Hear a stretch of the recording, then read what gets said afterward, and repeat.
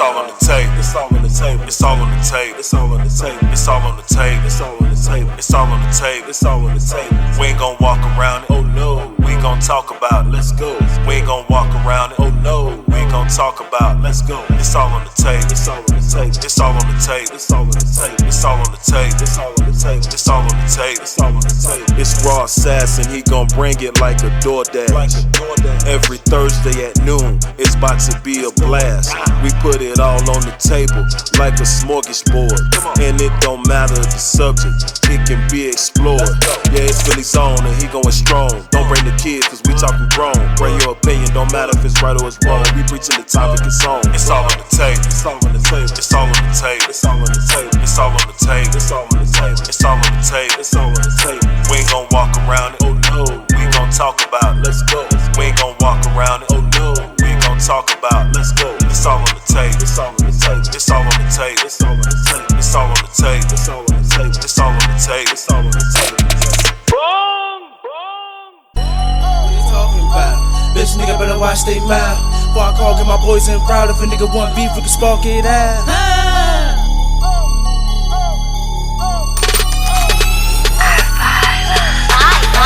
Stay clean like the rims on the drop top. Approach me and I will let the Glock pop. And my aim real mean, leave a top shot. And my boys on top, we will not stop. Toast up, toast tucked in the backseat. It got coke all white like crab meat. Rap money, my venom legionnaires. And these other little rap niggas ask if you ask me. Got nothing to lose, so I'ma squeeze quick. But I ain't ready to die, so I can see shit. You ain't riding, go on with the bullshit. It's for the war, gotta pull with a full clip. Get out of Dodge if we really ain't about war. So when I spin your block, who niggas done for? Shit, I'm riding, I ain't talking with you young boys. What you think I put a chopper with the drum for? Play hard to get clapped with the toolie. Put shots in his face. On this cat to a goofy, and I'm a OG, be soft like Coochie, and I'm a brown horse, and the crackers come proof me. I heard you got guns, but mine's way bigger. I made the cannon flash like you taking the picture, so come at me wrong, and I'm off in the nigga. I'll make a phone call, get these spark like a switch shit. And leave this little nigga wet up, cause he done caught shots from his neck up. I'm taking off, so you niggas better catch up. And my squad on their job, so we next up. What they talking about? Bitch, nigga better watch they mouth. Before I call, get my boys in proud. If a nigga want beef, we can spark it out. What they talking about? Bitch, nigga better watch they mouth. Before I call, get my boys in proud. If a nigga want beef, we can spark it out. What they talking about? Bitch, nigga better watch they mouth. Before I call, get my boys in proud. If a nigga want beef, we can spark it out. What they talking about? Bitch, nigga better watch they mouth. Before I call, get my boys in proud. If a nigga want beef, we can spark it out. What they talking about? Bitch, nigga better watch they mouth. Before I call, get my boys in proud. If a nigga want beef, we can spark it out. Beef with the police, you don't want that. Nigga, if you throw shots, I'ma come back. What you think? I'm the type you can dump at? And that's gon' bitch up and no dump at. Best believe if you got yours, then I got mine. I aim from the chest up when I pop mine. Never been a pussy, I'ma show you how a nigga ride. Let a couple shots, but I fucking up his inside. You need to see when I reach for my jeans, I'ma make a nigga lean like pro method codeine. When I squeeze off, I'ma leave them all injured. Time to keep throwing shots like a bartender. Nigga, if you want beef, we can get it on. But all hell will break loose when I'm in the zone. When the war's on, you shit and leave your men at home. But I know you niggas soft like silicone. Fill a nigga up with lead like a pencil. We'll leave him rock, leave him outline like a stencil. I'm raised by the wolves in the mean streets Philly, and I rep nice town with no bitch nigga in me. In the streets, you better have God walking with him, cause if not, that 38 longer to end it. I catch breath like Omar off the wire. I walk through a stretch, I just block on fire. Get ghosts when I load up the chrome. I get a nigga smoking like a Newport long, so you better take off when I empty off one, cause I make a chest burn like 151. What they talking about? Bitch nigga better watch they mouth. Before I call, get my boys in proud. If a nigga want beef, we can spark it out. What they talking about? Bitch nigga better watch they mouth. Before I call, get my boys in proud. If a nigga want beef, we can spark it out. What they talking about? Bitch nigga better watch they mouth. Before I call, get my boys in proud. If a nigga want beef, we can spark it out. What they talking about? Bitch nigga better watch they mouth. Before I call, get my boys in proud. If a nigga want beef, we can spark it out. What they talking about? Bitch nigga better watch they mouth. Before I call, get my boys in proud. If a nigga want beef, we can spark it out.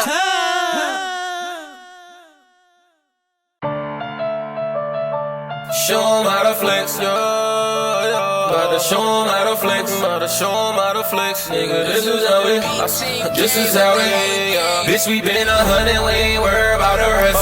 Schooling all these niggas, bout to put them to the test. Lil' nigga pay attention, bout to show you how to flex. Lil' nigga pay attention, bout to show you how to flex. 2021 whip, nigga, show 'em how to flex. Bank account 6 zeros, nigga, show 'em how to flex. Yellow gold on my neck, nigga, show 'em how to flex. Nigga, this is how you flex, nigga, this is how you flex. Bitch, we been 100, we ain't worried about the rest. Schooling all these niggas, bout to put them to the test. Lil' nigga pay attention, bout to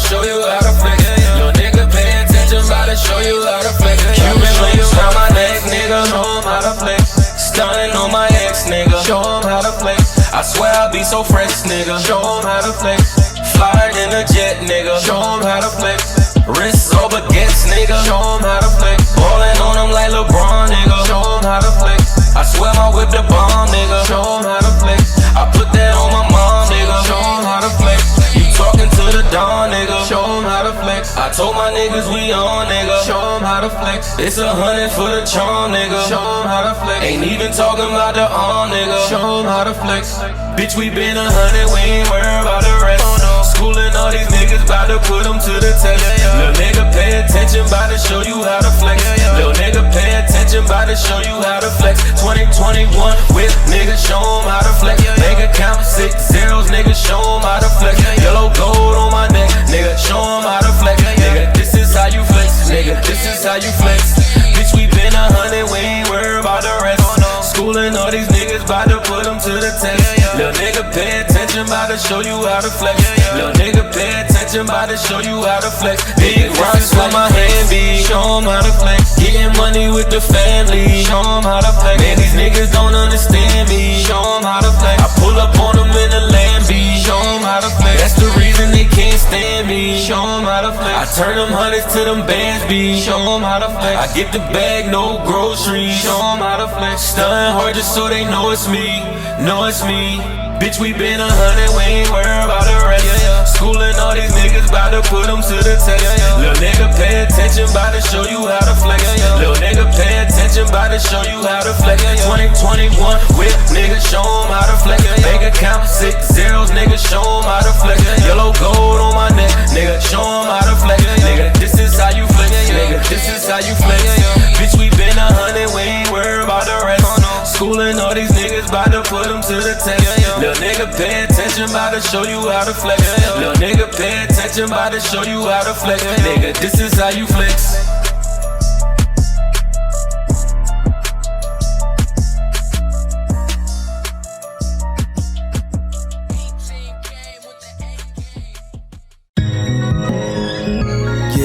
Yeah. From the cradle to the grave, from the womb to the tomb, coming to a city near you soon.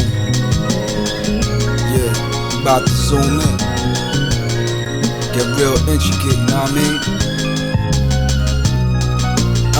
Hey yo, in this world full of imagery, perception and mimicry, sleight of hand and trickery, the man trying to trigger me, linked up with Rancha and G-Zone and make history. Lames talking shit behind my back, they ain't shit to me. I'm in an Uber in Paris, off my truth and marriage, eating food on a terrace, African beauty staring. You wanna see? I took a flick on the gram to share it. Several showers in the heat to keep it sanitary. Fresh and clean, supreme hygiene's a must, stay out of touch. When I grip the mic, I squeeze out a buck. Don't interrupt the stream of consciousness. Got college deans reaching out to me to speak at several colleges. Learned to weather rainy days, not a meteorologist. Monitored like potential meteors that could cause apocalypse. Ain't no stopping me, proclamating it. Proper maintenance is key. Some get shot for simply making it. For real. The real shit lives in the underground. When you start to make a couple dollars, then they come around. You gon' see it. They try to steal the motherfucking sound, but when you get it from the source, it's never watered down. Yeah. The real shit lives in the underground. When you start to make a couple dollars, then they come around. What up? They try to steal the motherfucking sound, but when you get it from the source, it's never watered down. Hard work and little sleep. You see how God works. Doctors and nurses checking on me to see if my heart works. Sacrifice my mind and body just to do this shit. Bad karma, readjust my chakras on some Buddhist shit. They can talk about what they're capable, I'ma prove this shit. Kick that brand Nubian, Sadat Jamar and Puba shit.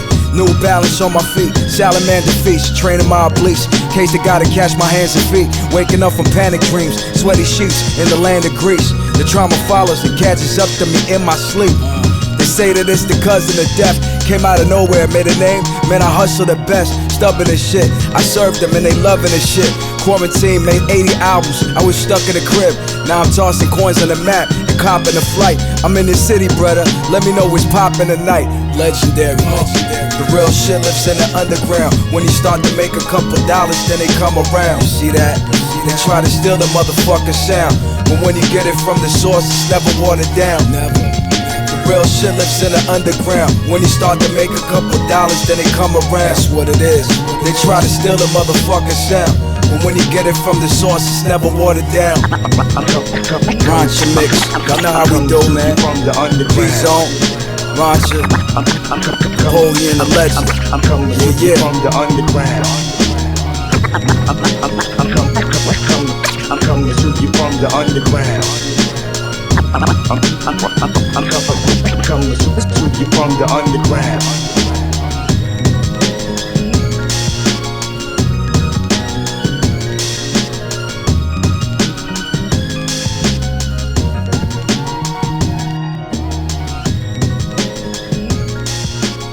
What's motherfucking trapping? Y'all already know what it is. Your boy Ross says back in the motherfucking building each and every motherfucking Thursday.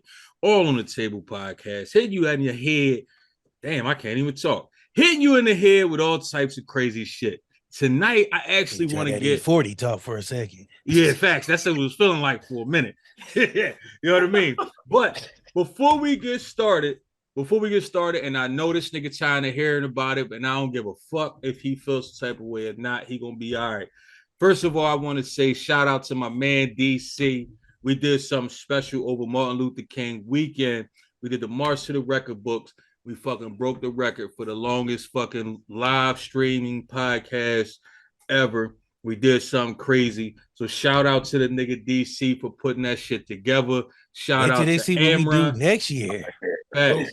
Shout out to his partner Amron with what is it? Opulence Radio. Yep. Opulence Radio. Shout out to her too. Y'all put together something real fucking dope. And I want to say, and I know I talk a lot of shit, but I do want to say that it was a pleasure and an honor that y'all allowed me to grace y'all platform with my shit talking ass. Because I talked a lot of shit for 48 hours. Big fact. I wasn't in the whole 48 hours, but I talked a lot of motherfucking shit. And I know people was like, why the fuck you let this gap tooth motherfucker on here talking all that shit? But guess what? It's me, bitches. I don't even know why y'all like this guy. Exactly. I don't know why anybody like him. We don't. He just keep inviting us on these shit. They definitely crazy, wondering how they let me and you both get on that motherfucker. It's a problem. Hold on. First of all, when me and you was on there together, that shit was bananas. Motherfuckers was highly upset. Hey, like, I do not want to hear both I'm of y'all. still getting hate mail to the to like still. It's like Flan came out of shell. Draymond started talking. Smash and motherfucking Raw. Don't bring them niggas back next year. You just kept hyping them up, man. Every time Smash was about to calm down, he's gonna come off that hill. Hey! I just sat back. Listen, I does my job very well, just for you motherfuckers that. I was driving in my truck, right? So because I had Sunday, I had to work. So like this whole weekend, I was on call. So the fact that this shit came together and you motherfuckers held it down while I was traveling, on the highways and byways, I got to thank y'all because. Got three motherfuckers that love to talk shit. Me, Flan, love to talk shit. Well, Flan, we had to get him up out his shit. Yeah, Flan, no, everybody was like, that nigga talk shit. I was like, y'all, give him a moment. Alive, they was gonna kill him. We can't do this shit in person because he's gonna get stabbed or something. He keep talking that shit. Listen, the first time he showed up during that 48 hours, he said, I'm gonna change the game. I'm gonna be what y'all think I'm not. And he showed you motherfuckers. Sure did. From motherfucking midnight to 6. That motherfucker was on one, boy. For those of y'all that don't know, he's still a nigga. Here's what the fuck it is. You know what I'm saying? So now that we got that out the way, I want to give everybody a chance to introduce themselves. First off, we're going to start off with my man Flan. What's up with you, Slime? Oh, man, just chilling. Trying to remind people I'm a nigga first. I'm from D.C., Chocolate City. So don't get it fucked up. Don't get it fucked up. You're here, but the shit out you. Next up, we got my man Easy the General. What's poppin', Slime? Yo, what's cracking? It's Big Easy, bitch. I'm just out here chilling, man. Long ass week. Finally winding down. Got my drink and my two-step. It's about time to talk some shit and get loose. Roger that, man. Don't ever lift that empty ass cup up again either, man. Hey, DC. A cup of ice water. You know what? Look like, from here, it looked like E&J, but I ain't gonna hold you on that one. Yeah, fill that motherfucker back up. You gonna throw up empty ass cup again, motherfucker. Drake, headshot. Drink. Exactly. He lifted a cup of ice and shit. You had to get his I'm drinking. hydration on. Got to get my hydration on. Hey, next Nigga up, we said got it my was in man. between. We got DC in the building. What's up with you, Slime? I'm gonna say very little because I done talked for fucking all week. Nigga, I went Saturday, Sunday, Monday, Tuesday, Wednesday, Thursday, Friday. Nigga, I've been out here all week. Nigga, this is the last thing. If you wouldn't have asked me, nigga, I swear to God, I wasn't doing shit. Everybody was like, hey man, come on this. I was like, nigga, do you not know? I went 48 hours straight, nigga. Like, I'm fucking tired. I ain't gonna hold you. I went back and forth in my head as to if I was actually gonna do a show this week, but I said, you know what? The grind don't fucking stop. We gotta keep this shit pushing. So it is what the fuck it is. I had to do my show because it's my motherfucking 100 episodes. So I was like, I'm not about to push that bitch back another week. Yeah, and shout out to you for that, man. A lot of motherfuckers barely make 10 episodes. The fact that you hit 100, man, that's a hell of a fucking milestone, man. I watched a lot of people start after me and stop way before me. I'm still here, and no motherfuckers, you don't even see their Instagrams moving no more. Like, that shit is bananas. Like, it's funny.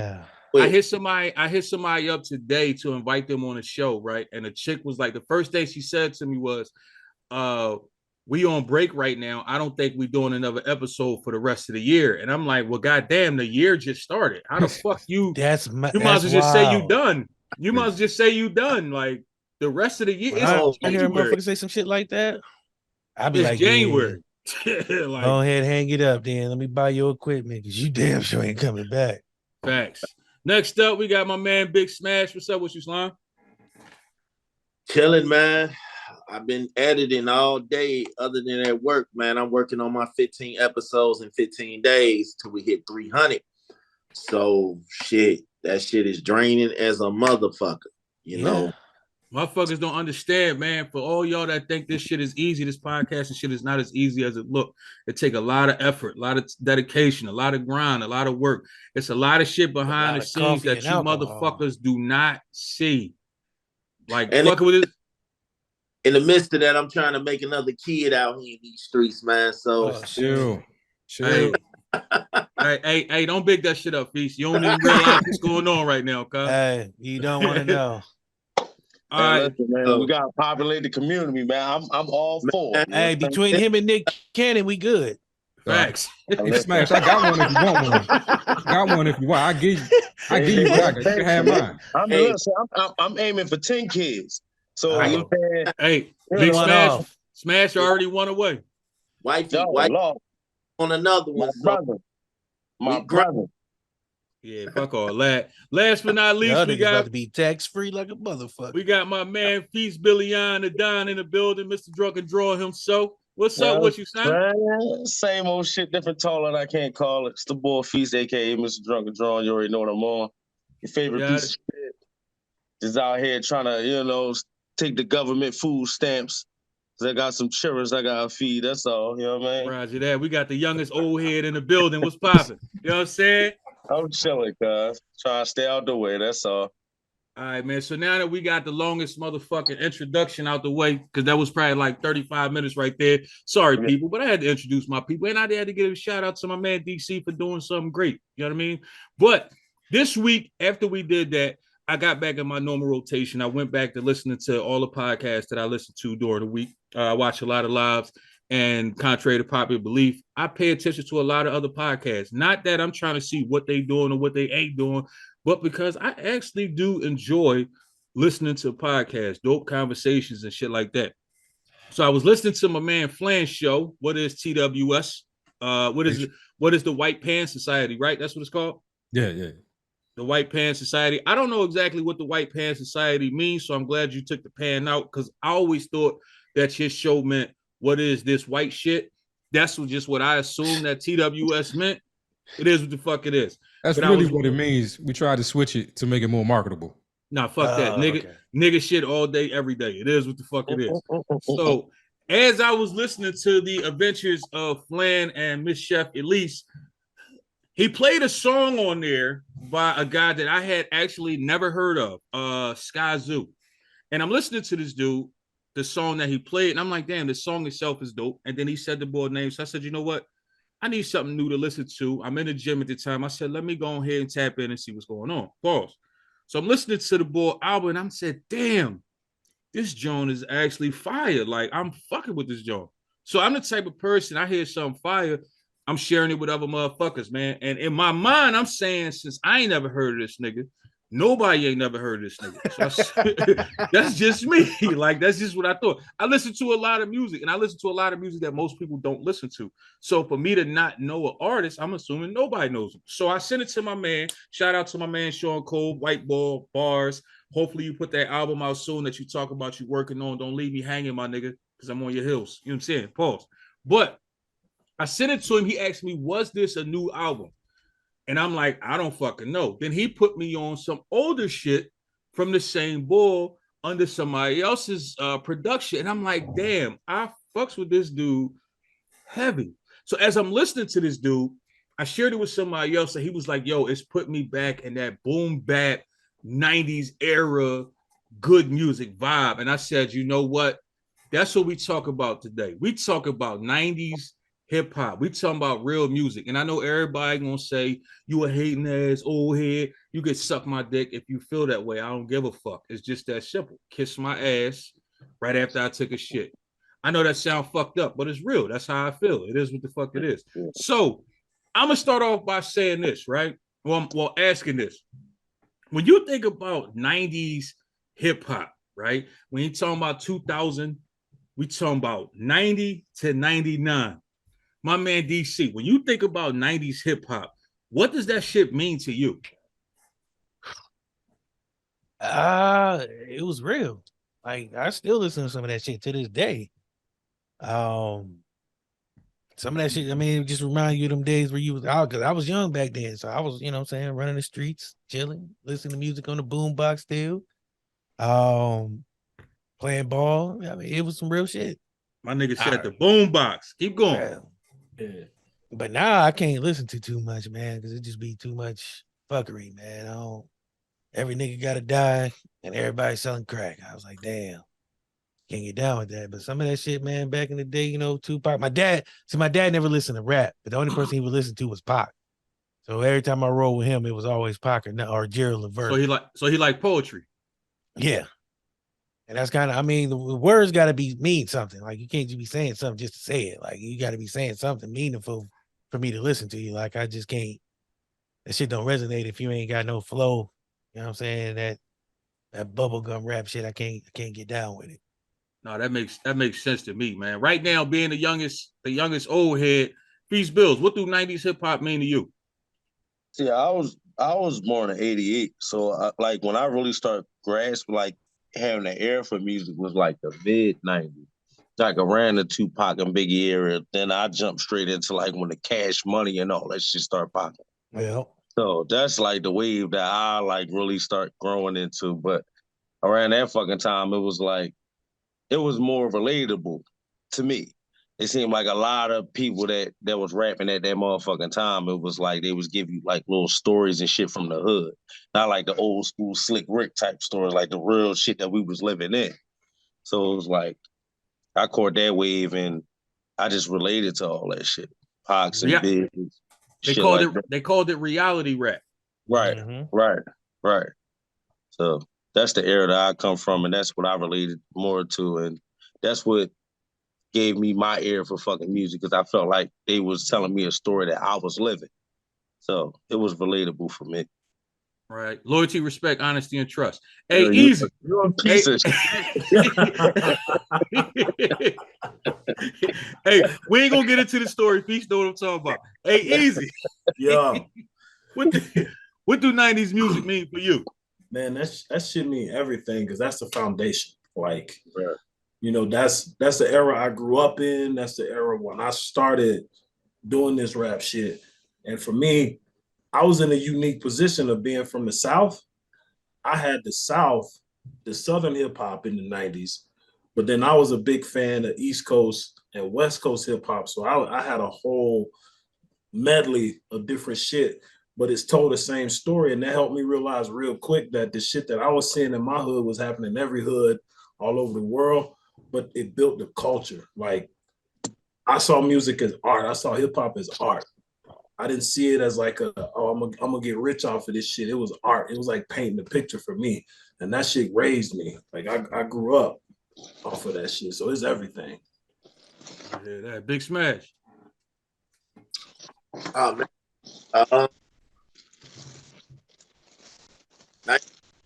more than what the bullshit out here today, man. So I know I kind of pissed my kids and shit off because they want to hear, you know, all this new shit, and we bump Pop, Tupac, Biggie,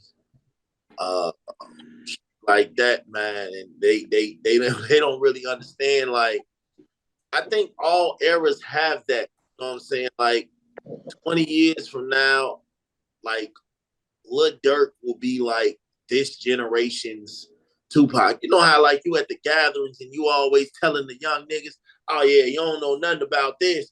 I think in like 20 years they're gonna be saying the same shit about Lil Durk to the next generation behind them. So 90s music to me was music.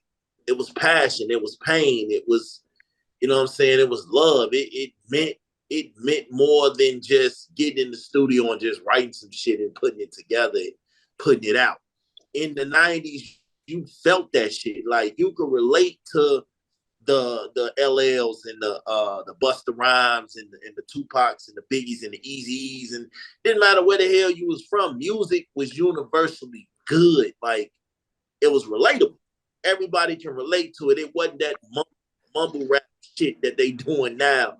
And this ain't a knock on the new generation. It's just my ears can't take it, dog. Like I'm ready to punish my kids for listening to the bullshit they be listening to. Like, yo, turn that shit off. We don't want to hear that shit. So I think 90s music is us. Like, if you think about it, a lot of us got raised off of music. You know what I'm saying? Like, music stop a lot of motherfuckers from going crazy. You know, you ever feel like you ready to go shoot a motherfucker or beat a motherfucker ass? And what brings us together is music. Like, music really bring motherfuckers together. Like, you got 30 motherfuckers just sitting on the block chilling, playing cards, listening to music, relaxing and shit. Like, that's what 90s music was. You had a ball and you felt it. Right now, you got Chicago, you got Philly, you got Atlanta / where the fuck you at, Easy? Denver. Atlanta / Denver, you got Ohio, you got DC / Texas right now. You got motherfuckers that have listened to a lot of shit. I've been a lot of places, so I've been attuned to listening to different types of music. When I first got in the Navy, like I heard music from the South, but I ain't hear music from the South until I got around dudes that was actually from the South. So they actually was like putting me on shit like Lil Flip before he actually blew up, Chamillionaire before he actually blew up, fucking the real Master P type shit, fucking what's the nigga name, Pastor Troy, like a lot of Pastor Troy. What's the nigga name with the boy Juicy J brother? Not what the fuck is his DJ name? Paul or Project Pat. Project Pat. Listen, if you ain't never listened to Project Pat, like his delivery sometimes was crazy, and I think it was because of his voice. But my man had bars. Like he used to say some real ass shit. Like I fuck with, to this day, I still go back and listen to some Project Pat, like real shit. But listen, all of us was in that 90s wave. So I'm gonna ask y'all a real question, right? And I don't want y'all to start trying to fight each other. I don't want nobody trying to shoot through the phone and nothing like that. You know what I mean? Because I know how all you gangster niggas get down and shit, right? So let me ask y'all this, man. In the 90s, who really ran music? What coast really ran it? Was it the East? Was it the West? Was it the South? Was it the Midwest? Like, who really was running it? Because everybody kind of got their own mindset on that, depending on where you was from. But if you realistic and actually listen to music, you're not saying, "Oh, I'm West Coast, so it was West Coast." I'm East Coast, so it had to be the East Coast running. Like, who really ran music in the 90s? The South didn't really take over to the 2000s, so I ain't gonna say the South, but That's a hard ass question to answer, bro. It's like, It's easy.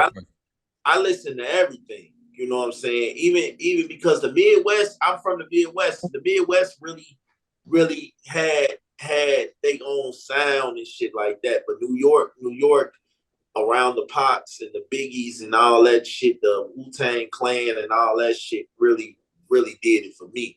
Like, we listen to West Coast shit. We listen to Eazy-E and all them motherfuckers, Ice Cube and them, but East Coast was really lit until they had the East Coast, West Coast beef. That's when shit, now you gotta be in tune with both sides. You gotta be in tune.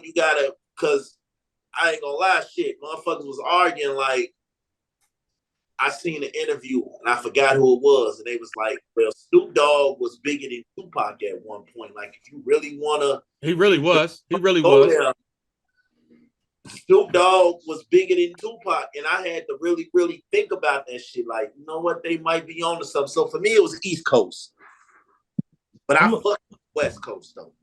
I'm gonna say this shit went in waves, because I know, like, specifically from early 90s up to like the East Coast, West Coast beef, can't nobody say East Coast wasn't running it.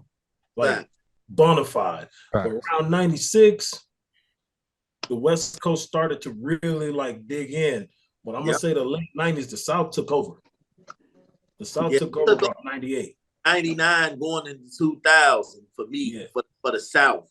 Like 2000, they had that shit. The 2000s, the South had got it in the chokehold. Like, everybody was eating in the South. Everybody. Like, it was amazing. And then, you know, when so yeah, I gotta go with what Easy was saying too. I agree with that fully. Yeah, I gotta say it's an easy question. Like, it's gotta be the East Coast. You had a lot of the heavy hitters in the East, and then it was, unlike today, like, it was well rounded. Like, you had your Rockefellers, you had your Bad Boys, you had Wu-Tang, and then you had the Spit Kickers, you had Rawkus, you know, you had, you know, your De La's and your Mos Defs and your Talibs, and, you know, like, it was well rounded music, and it was just a lot of heavy hitters on all sides. And I'm not sure that we've gotten that in its totality from any coast really since. I mean, and I know that's debatable. That's up for discussion. But the 90s was just a crazy time to have that much music. I know we all had, you know, when albums used to get dropped on Tuesdays, we all had hard decisions to make. We all went into Circuit City and had to sit there and debate, like, Nick, what album am I copying? Hey man, I think you just told everybody how old you was saying Circuit City, but keep going, cuz. I'm trying to remind them I'm not new here, man. I've been here for a minute. But yeah, man, like, I mean, I remember having debates with people about like Mace versus Jay-Z, and then them albums dropping on the day. Whoa. Time out, ref. Now you gotta understand. If anybody ever debated you between Jay-Z and Mace, you should have just chopped them niggas in the throat off the rip. Jay wasn't who Jay was in the early 90s. And like the Harlem World, Jay wasn't Jay yet. If you listen, don't get me wrong. I was listening to Mace before he was Mace. I actually like Murder Mace more than I like Mace. Was that nigga? So I'm not saying that Mace was trash, but he definitely wasn't debatable with Jay-Z. Jay wasn't Jay wasn't really Jay yet. What makes Jay-Z great bar wise? Besides stealing other people's shit. That's what I'm trying to get to. Who doesn't do it? Who never stole? Who never played home?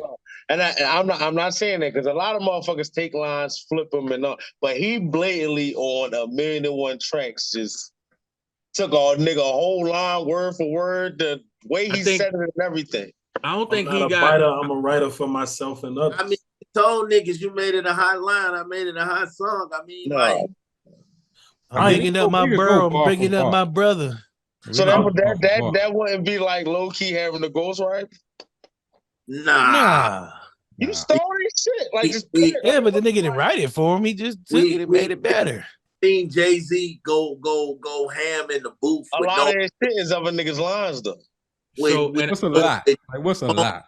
You know how another thing people don't know is pretty much everybody that was in the Rockefeller camp was writing for Jay at one point in time too. A lot of people don't know that. Yeah, the whole state property. The whole look it up. The whole state property.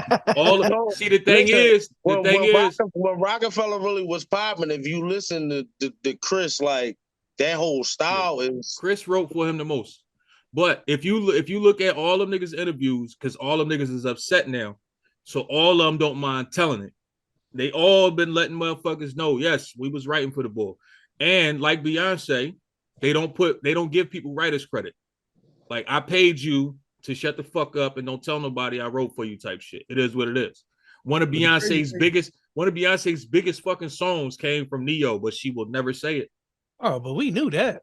Yeah, in the beginning, like in the beginning, people didn't know it. See, but I take that different though, because Chris Brown, I seen the interview with Chris Brown, and he kind of made sense of that shit. Like, it's not cool for a rapper to have a writer, but as far as a singer, it's like a motherfucker probably could sing their ass off, but can't write a song. You know what I'm saying? So that kind of makes sense. But a lot of times also motherfuckers gotta pay their dues. Great. When a lot of your shit is either stolen material or motherfuckers wrote for. But if all them dudes is writing for him, and you writing for, you know, what's considerably maybe the hottest dude in the industry at that time, you know, why is it that he's still here and so many other niggas is just gone? Like everybody ain't a good artist. Some people are better off as ghostwriters. Like, it's just that simple. He's still doing it. One now. of the things about he's the still dropping classics now. I used to write for motherfuckers, and what I understood is if you write one bar, you get songwriting credit. Facts. So a lot of times motherfuckers is like, oh yeah, I used to write for this artist, that artist, blah, blah, blah. Nigga, you wrote one bar in the song.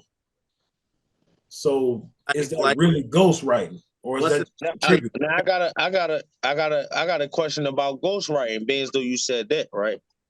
So if say I'm in the studio, I'm writing a song, but I got my homie here with me, I'm doing the song or whatever. And it's just like if he give you 2 words, one line, he's just like, this shit is down. That's the ghostwriter. He gets I don't consider that ghostwriter. It's a ghostwriter writes your whole verse. Yeah, but he does get writer's credit for giving you that line. So, but it's not considered you having a ghostwriter though. No. Okay. Me a ghostwriter is somebody who's doing the whole album. Ghostwriter like Clint Miller with Drake. About it. Buddy ass when they did that Give It To Me song, that Jay-Z and Pharrell song. Mm-hmm. And, the other dude on the song from State Property, he was yelling out like, you know, I wrote the hook to that, et cetera, et cetera, et cetera. And I'm just like, nigga, you was on the song, you got paid. Like, yeah, take what you go. Yeah, but like, a writer gets paid more and they get bigger benefit. Because also you get what you negotiate, bro. Exactly. Yeah. So they can't be mad at nobody but themselves. People saying they ghostwriter for him, but everybody was like, Nicki Minaj got ghostwriters, this and that, and this. And after she stopped fucking with Safari, her music kind of declined. So a lot of motherfuckers like, he might did write her shit. But I be looking he couldn't write his own. I was like, this nigga is trash though. Like, he is. It's not. See, the thing is, a lot of times it's not that the artist is trash. A lot of people don't understand that as an artist, and I'm sure Easy, Flan, and Feast Bills can definitely attest to this. I don't know if you two niggas ever did a song before, so I'm not gonna throw y'all in the conversation. You did Music Smash? Yeah. I can just imagine that shit sucked. But I hate this nigga, yo. No, but listen, what I was about to say is this: motherfuckers don't understand that 90% of doing a song is your delivery. You could say some fly ass shit. Like, listen to Lil Wayne. Lil Wayne could say some bullshit, but he say that shit in a way where you be like, "Oh my goodness, that shit was amazing." Look at fucking. Look at this nigga. This nigga's one of his most popular lines is Weezy F baby, and the F is for phenomenal. Nigga, phenomenal start with a P. Exactly. Nobody cared. A lot of people don't realize like writing, recording, and performing is 3 completely different things. You can be a dope writer and can't record for shit. You can record dope songs and can't perform them for shit. And if you can't do all 3, you're not gonna pop. But you also could be a motherfucker like Drake. You're not the greatest writer, but you are a hell of a fucking performer. You could take anybody else's words and make them beautiful. So, like, when people want to give the knock to Drake for always having a ghostwriter, I don't look at Drake as a lyricist. I look at Drake as an artist. And a lot of people don't Performer. want to like look at the two differently. And listen, we ain't finna get on Drake like that, man. Because before Drake blew, First off, pause, but keep going. Nah, listen. My thing with that too is, I think a lot of these rappers got reference tracks. I think a lot of them got reference tracks. They can tell you they don't, but I believe that they do, because you got to think about it. Kanye West is dope as Kanye West is. Kanye West had hella ghostwriters. Yeah. Hella ghostwriters. It's the thing is, what Kanye West does is he go in a booth with 60 motherfuckers and everybody give me a word or two. Everybody give me a line. That's how he's creating. That's how you create shit. That's they all like, get, when you writing a script. Also When you writing a script, you not writing that bitch by yourself all the time. Exactly. You got help. You sit at the table with motherfuckers, y'all brainstorm. Niggas is brainstorming. Yeah, He's had some good. He's had some good brains in the room. Somebody not writing a whole song and giving it to Ye. Ye got an idea. I want to write about this. This the topic. I want to say this. Is it whack or not? I don't give a fuck if you think it's whack. I'm gonna say it anyway. But what can go with that shit? So like, and Sahai was talking about how he would be in the booth in the studio with Kanye, and Kanye be like, "I said this hot ass line, but I don't got nothing to follow it." So Sahai follow up with the next 3 bars. Yeah, and that's how they was writing for Kanye. So he wasn't just like receiving services; he was contributing too. And a lot of them motherfucking ghostwriters do be cold, but they just don't. These motherfucking labels just don't want them outshining the stars. Like, look at Cash Money, Gilly. I honestly believe Wayne took that man's style and blew up with it. I honestly feel like that. I'm not saying Gilly was better. Same way I'm not saying Aaron Hall was better than R. Kelly, but come on, man. Was. Like, huh? But he was.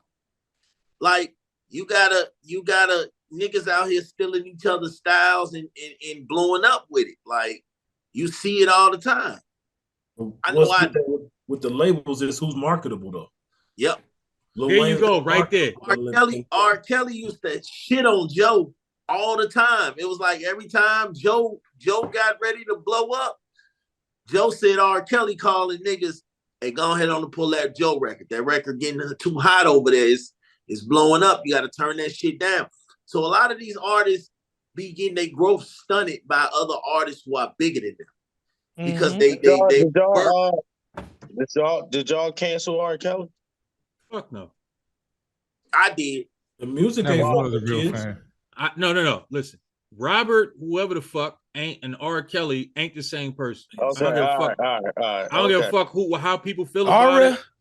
Fuck Robert Kelly. If you don't like how I feel about it, you can kiss my No. ass. I don't give a fuck. All right, But they are two different motherfuckers. Right, because I was having a conversation with somebody like that. I mean, about that, and I'm like, yo, I ain't gonna stop listening to that man music. That man made some motherfucking shit. Like, I done got some bonds off a lot of that man music, but the sick shit that he had on, I don't control. I'm not going to stop. I dare anybody over 30 to tell me they ain't fuck to an R. Kelly song. I dare one of y'all motherfuckers to try to I tell gotta me get that on my shit. boom shit. Like, you ain't gonna tell me that I fuck to an R. Kelly song. Nigga. You ain't Man, finna fuck tell out of here. I me. ain't trying to hear that shit. That motherfucker was in the Hold up. background lightly Look, at one time. If you ain't fuck at least one time in your life to bump and grind, you ain't bump and grind shit. Hold on. This nigga from Freak Body Ass Chocolate City. I ain't trying to hear that shit, cuz. You can lie to these other motherfuckers. I ain't trying to hear none of that. It is what the fuck it is. You know what I'm saying? So I think we all kind of in agreement. Like, 90s music is where it was at. I think it's impossible to replicate, and that's the reason why we can't look at this new shit and be like, yo, this shit is hot. Because back then it was all about lyrics. It was about your artistry. It was about your bars. It was about your delivery. Like, it wasn't just, can I make something catchy? Motherfuckers weren't worrying about being catchy. They wanted to make something memorable. But 90s music created the foundation for everything else. Yeah, but a lot of motherfuckers fell off that foundation. No. So listen, let me ask y'all this, right? I'm gonna start with my man Feast, right? And I don't want you to tell me what do you feel was the hottest. I don't even want you to tell me what was the greatest. I want you to tell me, to you, the first time you ever listened to a specific album, what was the most memorable album that the first time you listened to it, it was just like, holy shit? What album was that for you and why?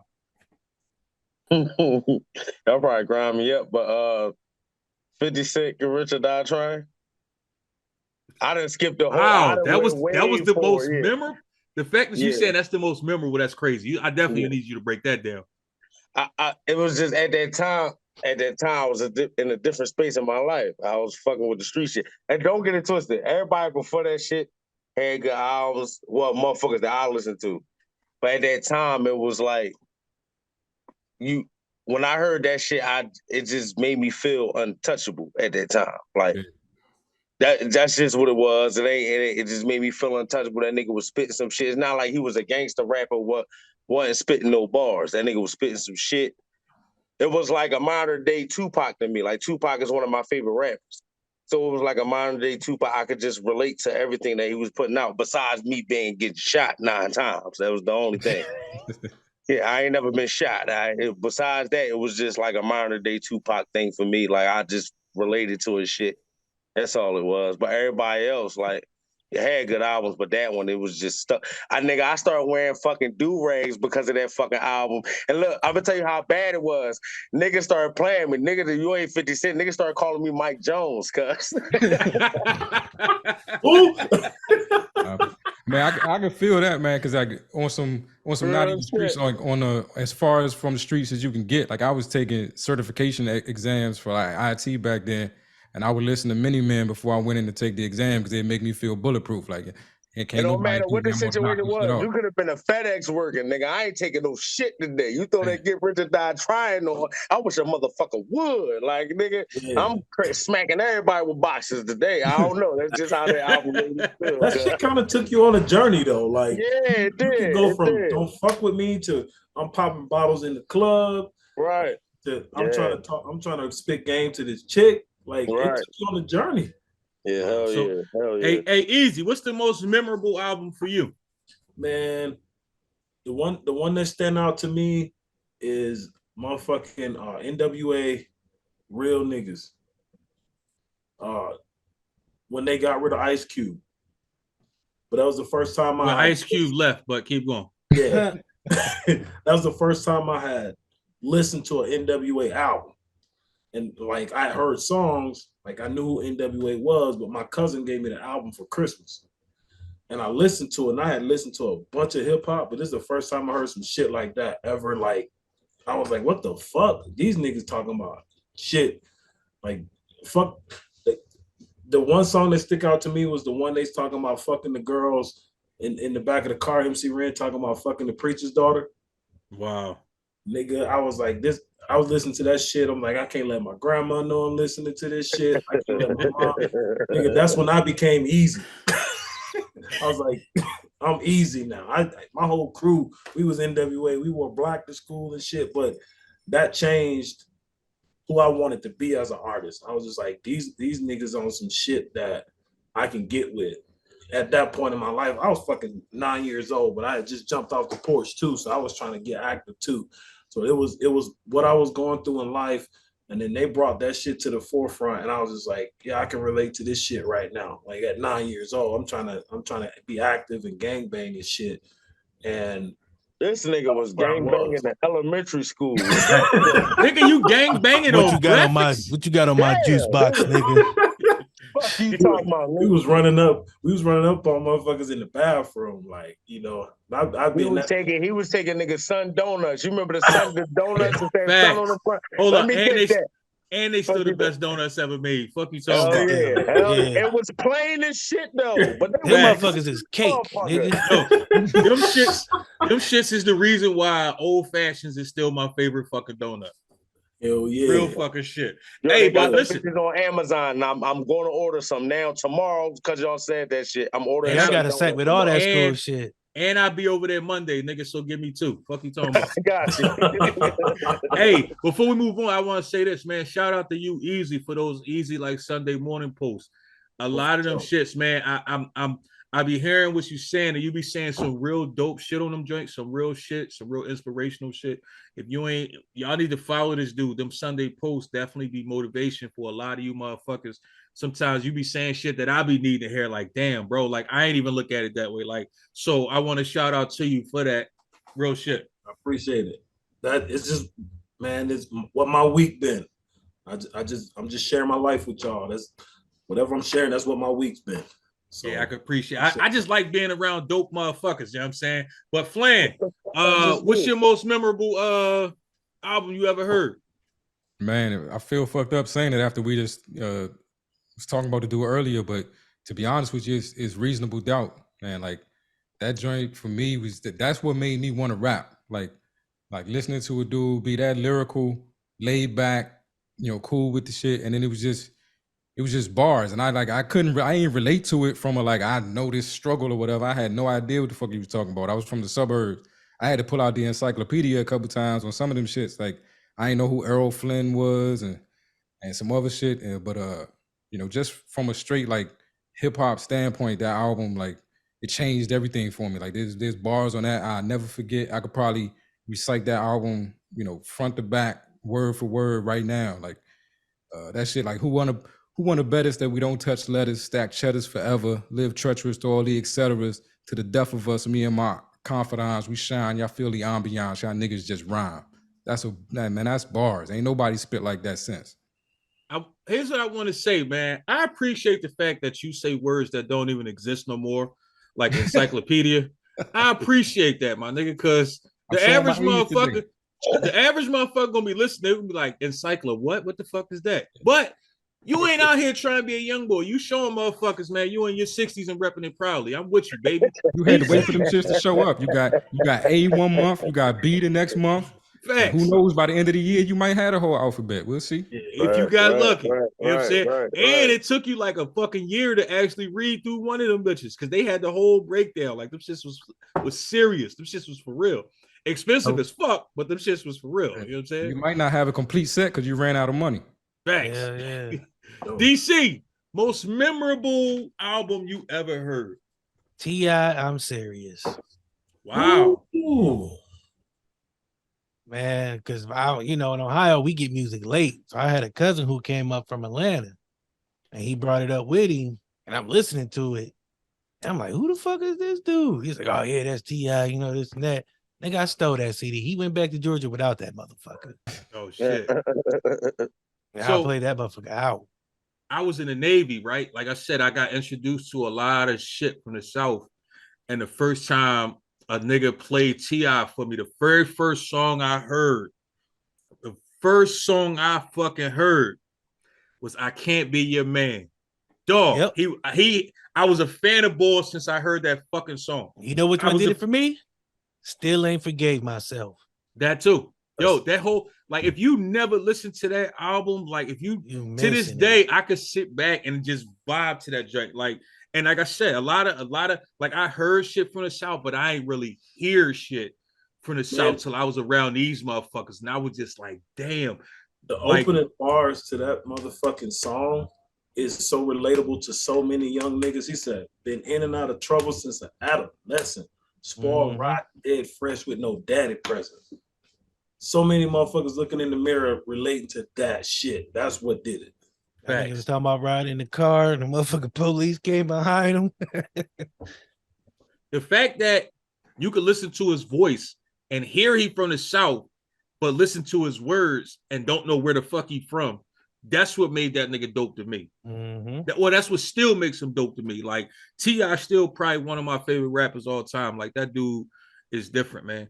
Hey, but I say my man Big Smash to the end for a reason, right? Because you coming from Chicago in the 90s, like outside of like maybe Twister, a little bit of Common, like Chicago wasn't like popping to the world, but y'all was like Texas. Y'all had y'all own way of listening to music. Like y'all had y'all own wave. Like y'all didn't really fuck with a lot of people from Chicago. Didn't fuck with nobody outside of Chicago when it came to music.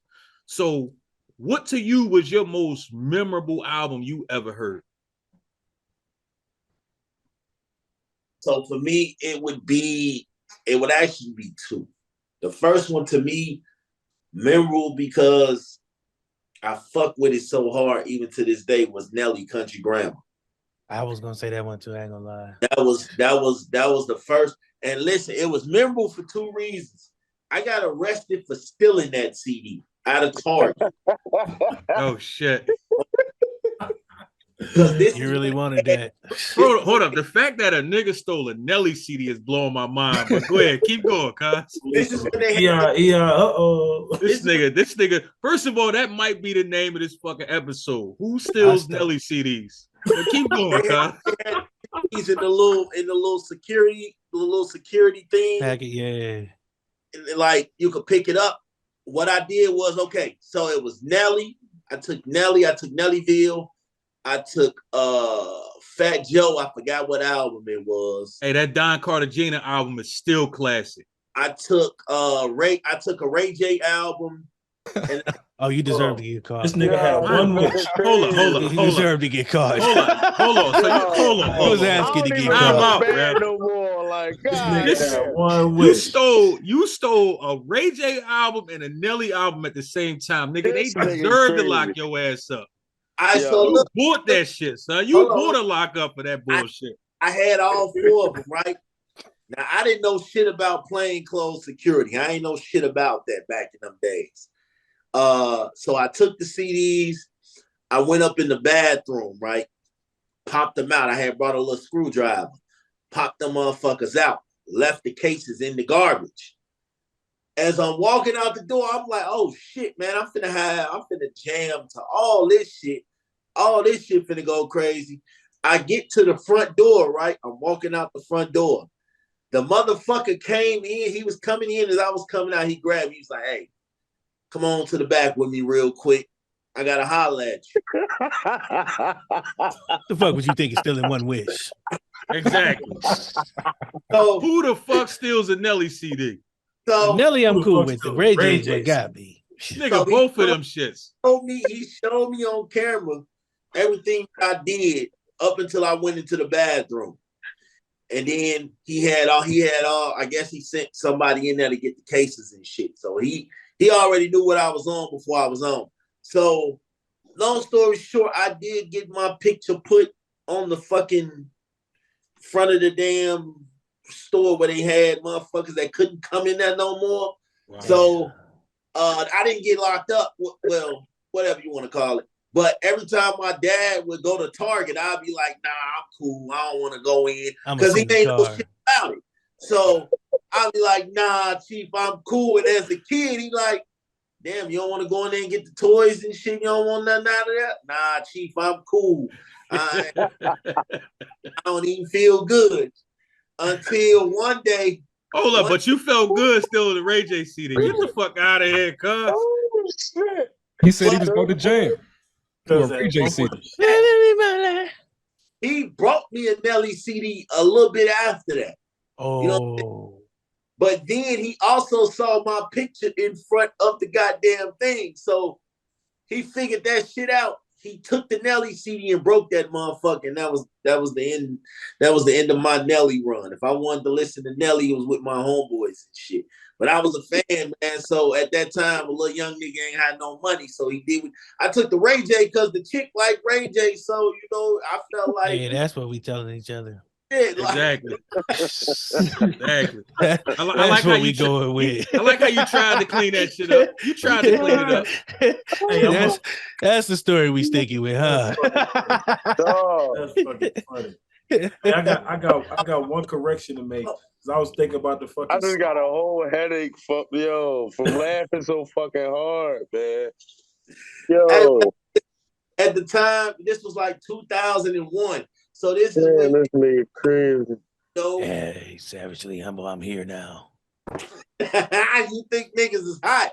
So I thought Nelly and Ray J was like the hottest things in the movement at the time. I wasn't really You know what I'm saying? Heard, look at our face already. Like, what? Did this nigga just fuck say did I that? walk in on? What did I just walk in Hey, my on? man Big Smash stole a Ray J CD. This nigga was like, I did it. What? I did it. This nigga, I did it. this I did nigga it, got I locked stole up for it stealing a first. Ray J and a Nelly CD at the same time. You be my wife. This was No the way. song when Ray J had that "Wait a Minute" song and all that. I was just about to say that nigga was like, wait a minute. That's what the nigga at the door said to him. Nigga told that nigga to wait a minute. The nigga at the door walked in was like, wait a minute. Come on back here for a minute. That nigga took a whole left turn. We went from Jay-Z to 50 Cent albums and shit to Ray J. T.I. to Ray J. This nigga is Motherfucking crazy. security's like, I've been working all day. I stood with that motherfucking bass. Wait a minute. He was like, and then a bitch hop out loud, tell, watch out now. Damn, It's still a bro. 2-1, and I'm not Bow Wow. Nigga you had a fake Lil Kim with you too? It was great value, Lil Kim. But listen,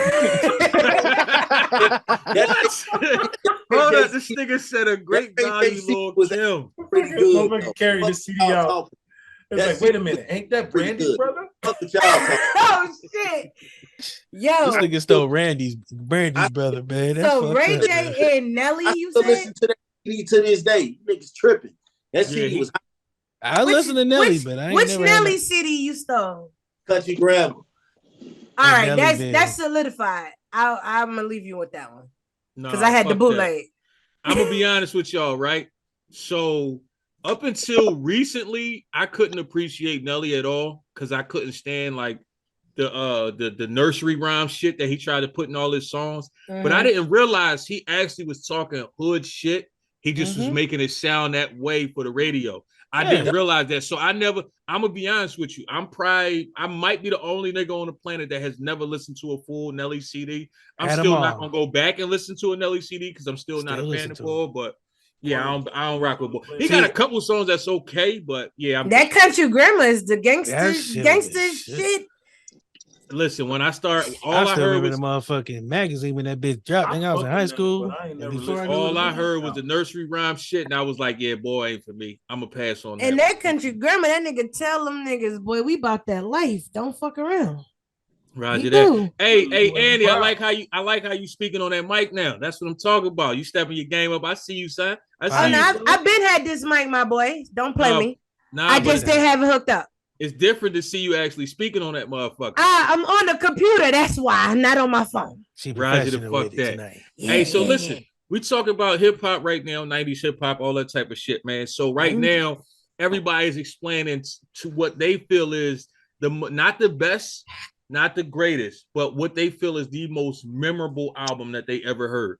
So for you, what would that be? From the 90s? Just in general, what's the most memorable album you ever heard? Like what album did you hear and even to this day, if you hear it, it's gonna take you back to a specific place. Sean Carter Volume 3. No cap, no jab. And a lot of people don't fuck with that album. Shit, I fuck with that album. I do.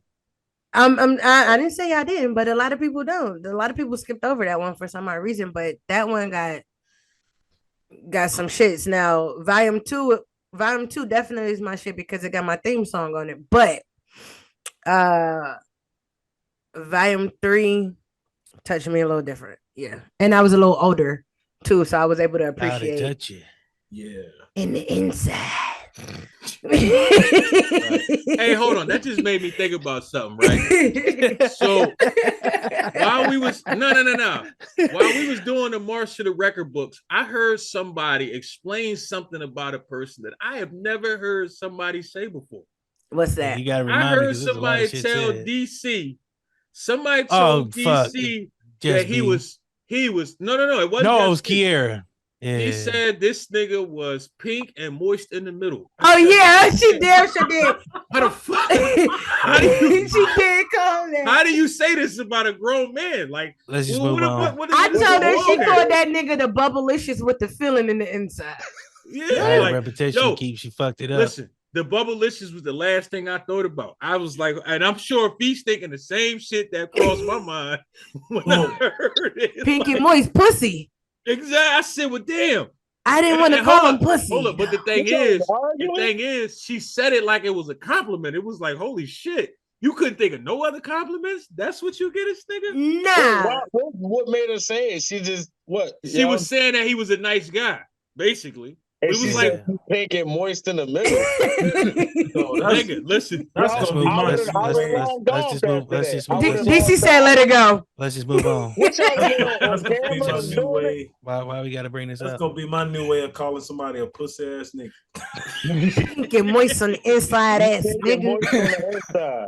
Hey, my bad, DC. That shit just brought back memories for a second. You gonna be all right though. But listen, for me, my most memorable album is still actually one of my favorite albums of all time, and that's Dog Food.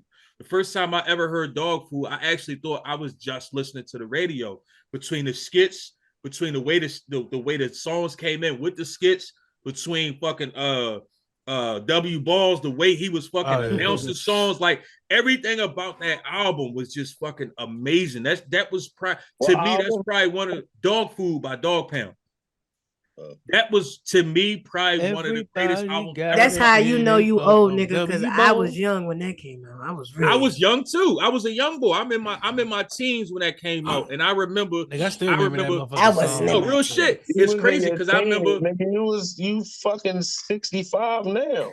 Nigga, I had to be like 7, 8. So I know. Hey, Feast. No, you can eat a dick. I just want you to know that. You're not gonna glaze over that shit. How you just tried to say that shit and just like smooth away from it. You're gonna take a sip out of your drink. Eat a dick, nigga. Fuck you.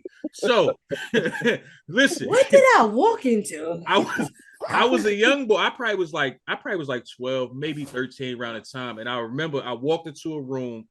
My brother and 3 of his homies, they in there smoking some tree, fucking cutting up dope, all that type of shit. And I walk in and I'm listening to the music and I'm just like, holy shit, right? So now I'm hitting the tree. And you know, when you hit tree, you hear shit differently. So now I'm like really hearing what these motherfuckers is saying. I'm just like, holy fuck. Like, now, don't get me wrong. I have never heard Daz or Corrupt spit anything as close to as hot as they did on that album. And they actually got some shit that I fuck with heavy. The Streets is a motherfucker. If you never listened to that album by Corrupt, that shit is definitely tough. But that shit don't fuck with none of the bars he spit on Dog Food. That whole album, start to finish, you put it on, it just takes you to a place of real hip hop. It makes you understand music. It makes you listen to music differently. You could feel every song.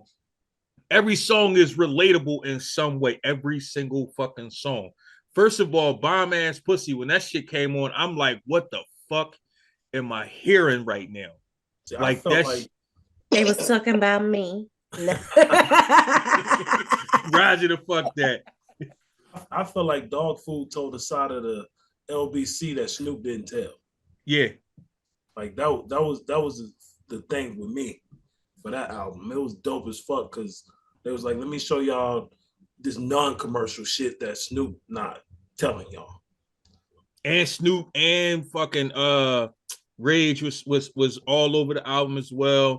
Like that shit, Michelet, everybody, Lady of Rage was everybody that was on Death Row had a bar, a skit, a verse, a hook, something on that joint. Like I implore you, if you are and you call yourself somebody that loves hip hop, I don't give a fuck how old you is, go back and listen to that shit. Like that album going to transplant you to a place you probably never been when it came to music. That album is the fucking shit. Yeah, and on that note, I'm gonna have to do that for sure because I was never a West Coast person. Nah, if you never, Annie, trust me, I ain't never steered you wrong since I met you. Trust me.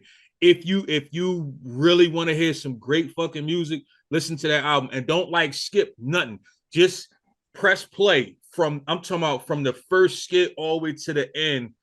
You're gonna be in your bag. Pulling up on my Apple Music now. Yeah, you're gonna fuck around, start dancing at some point. You're gonna zone out at some point. Like that whole album is crazy. The skits, funny as shit. Hey, this is Monster Pooh from Gay Side Gangsters, we in the house. Yo, that whole album, is the skits on there is fucking legendary. The skits on that album is the reason why I felt like every album was supposed to have skits on it. Like, because them shits was perfect. I'm talking about perfect. Like, that is the most perfect album ever created in my fucking mind. If you don't agree, kiss my ass. I don't give a fuck. We playing some music all on the table, baby. Fuck. Getting on the mic.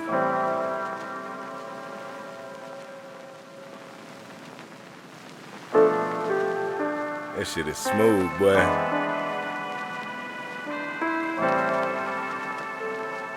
Check.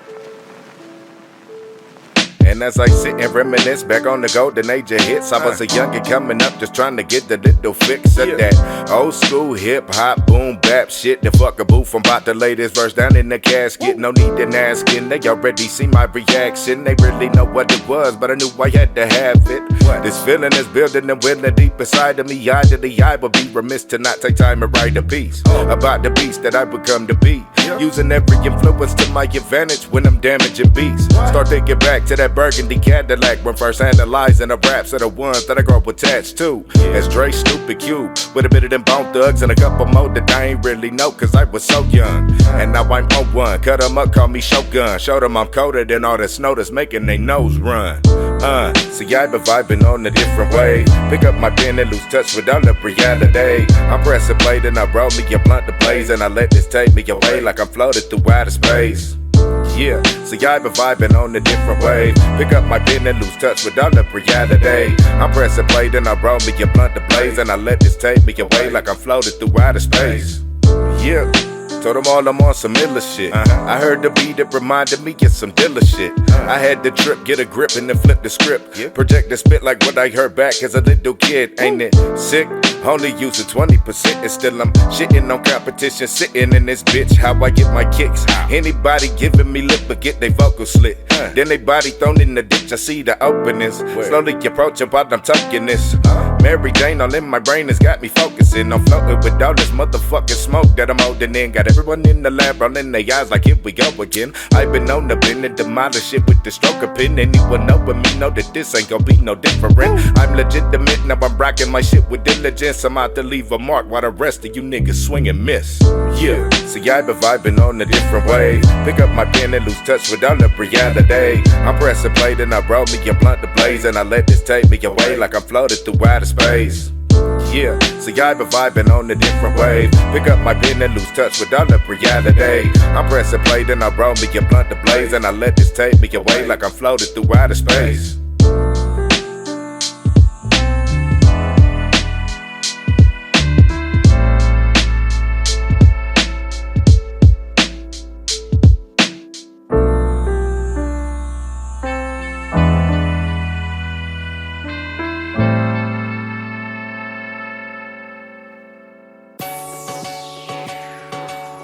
Yeah. Yo. Shit testing me, but I know it's Satan. I just brush it off at the haters I be waving. I just think about all the green I'm raking. Hustle from the morning, from the time when the dating. Married to the streets, but you just dating. On the block when the cops spinning like some Daytons. Can I live trying to hold the kid like a playpen? Fuck a bit, I'm in the crib, nigga meditating. I know the rules, stick to the script, medication. 1 more 40 acres and a mule, reparations. The coupe black, inside white segregation. If you think I'm not on my grind, you mistaken. Yeah, I'm transporting Jason Statham. Yeah, the coke come in slabs like some steakums. Involved in a few beefs that I got staking. Smoke you and then change the cartridge like a vape. I'm a crook by blood, not relay Sean. In the kitchen with an apron like a Freemason. Need 3 M's, Margella, Martin Mason. That's the shit I'm trying to earn like cremation. See, I've been a dawn, that's the difference. You can either hustle or just suffer from your ignorance. I've been keeping it 100, should've been blue like I'm Benjamin. Hottest artist in the world, trust me, I've been listening. See, the grind will stop, cause time will stop, and I can't go back and rewind the clock. They hate behind your back, that's the kind of watch, but they can't fuck with me like the kind of pop. I'm just trying to earn my respect, not playing no recess. Goals I ain't reaching, foes wanna beef you. They don't know I keep the pro and shoot you as my reflex. You don't wanna see that. Out the mud but I got goals I ain't reach yet. Lamborghini truck all gold, I ain't leash yet. I ain't take my kids on that mall shopping spree yet. They have sex with wifey in Jamaica on the beach yet. Got dope, but I really want my respect. What you say, gangsta, I ain't hear you, repeat that. 44 long neck, call that shit key sweat. Leave here with your life, that's a deal, you can't beat that.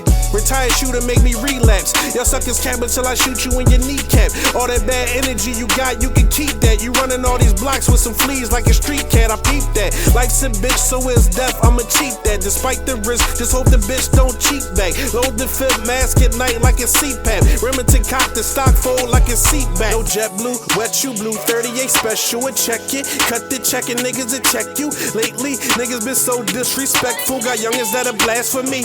God bless you. Every time I rap, they say, goddamn, Jesus Christ. Know my name Sess, I'm the best. Know he is nice. Money, power, respect, no less. That's the key to life. I'ma gain all three and more before I lead his life. The grind won't stop, cause time will stop. And I can't go back and rewind the clock. They hate behind your back, that's the kind of watch. But they can't fuck with me like the kind of pop. I'm just trying to earn my respect. Not playing no recess. Goals I ain't reaching. Foes wanna beef you. They don't know I keep the pro and shoot you as my reflex. You don't wanna see that.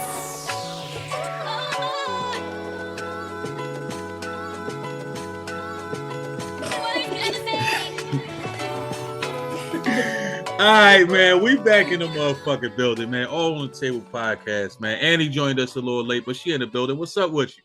What it do, ski? You know, my show usually don't go long, but it went 2 hours and some change tonight because, you know, conversation is good. Conversation is good.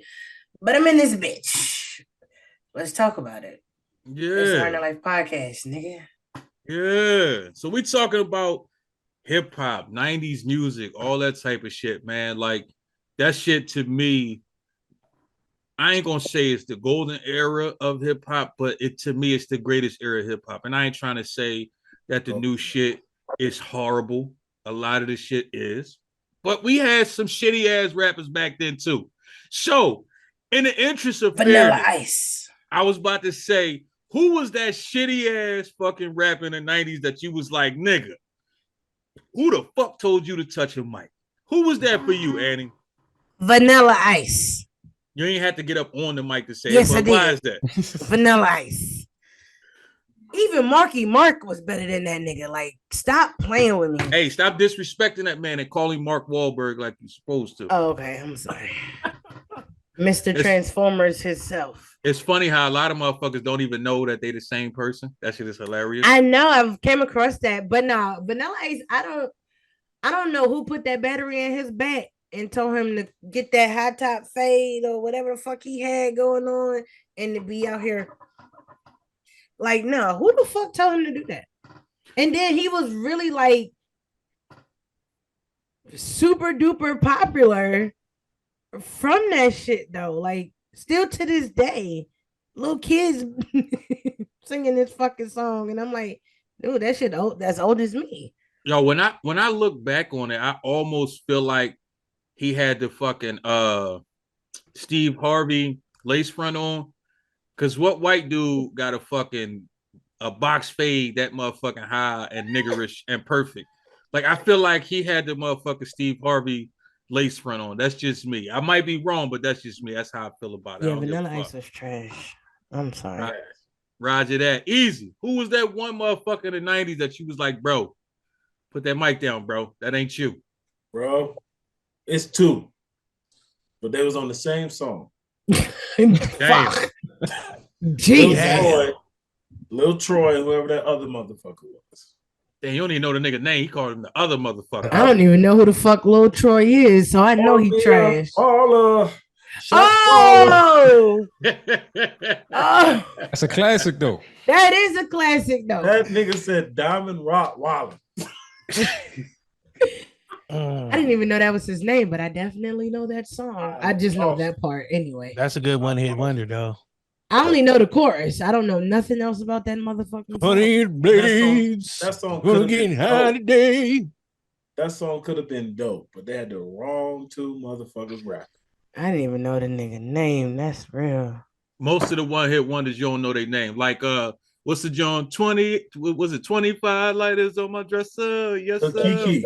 Lil Kiki. Yeah. That was Lil Kiki. I didn't even know that. He got more than one song. I know, but that song was like, to me, it was like the hook was crazy, the beat was tough, but it was like, man, what the fuck is you talking about, Slime? Yeah. Why are you doing this to us lighters like on that? his dresser. Lighters on his sir. dresser. He had Yes, sir. 25. He got to get He was paid.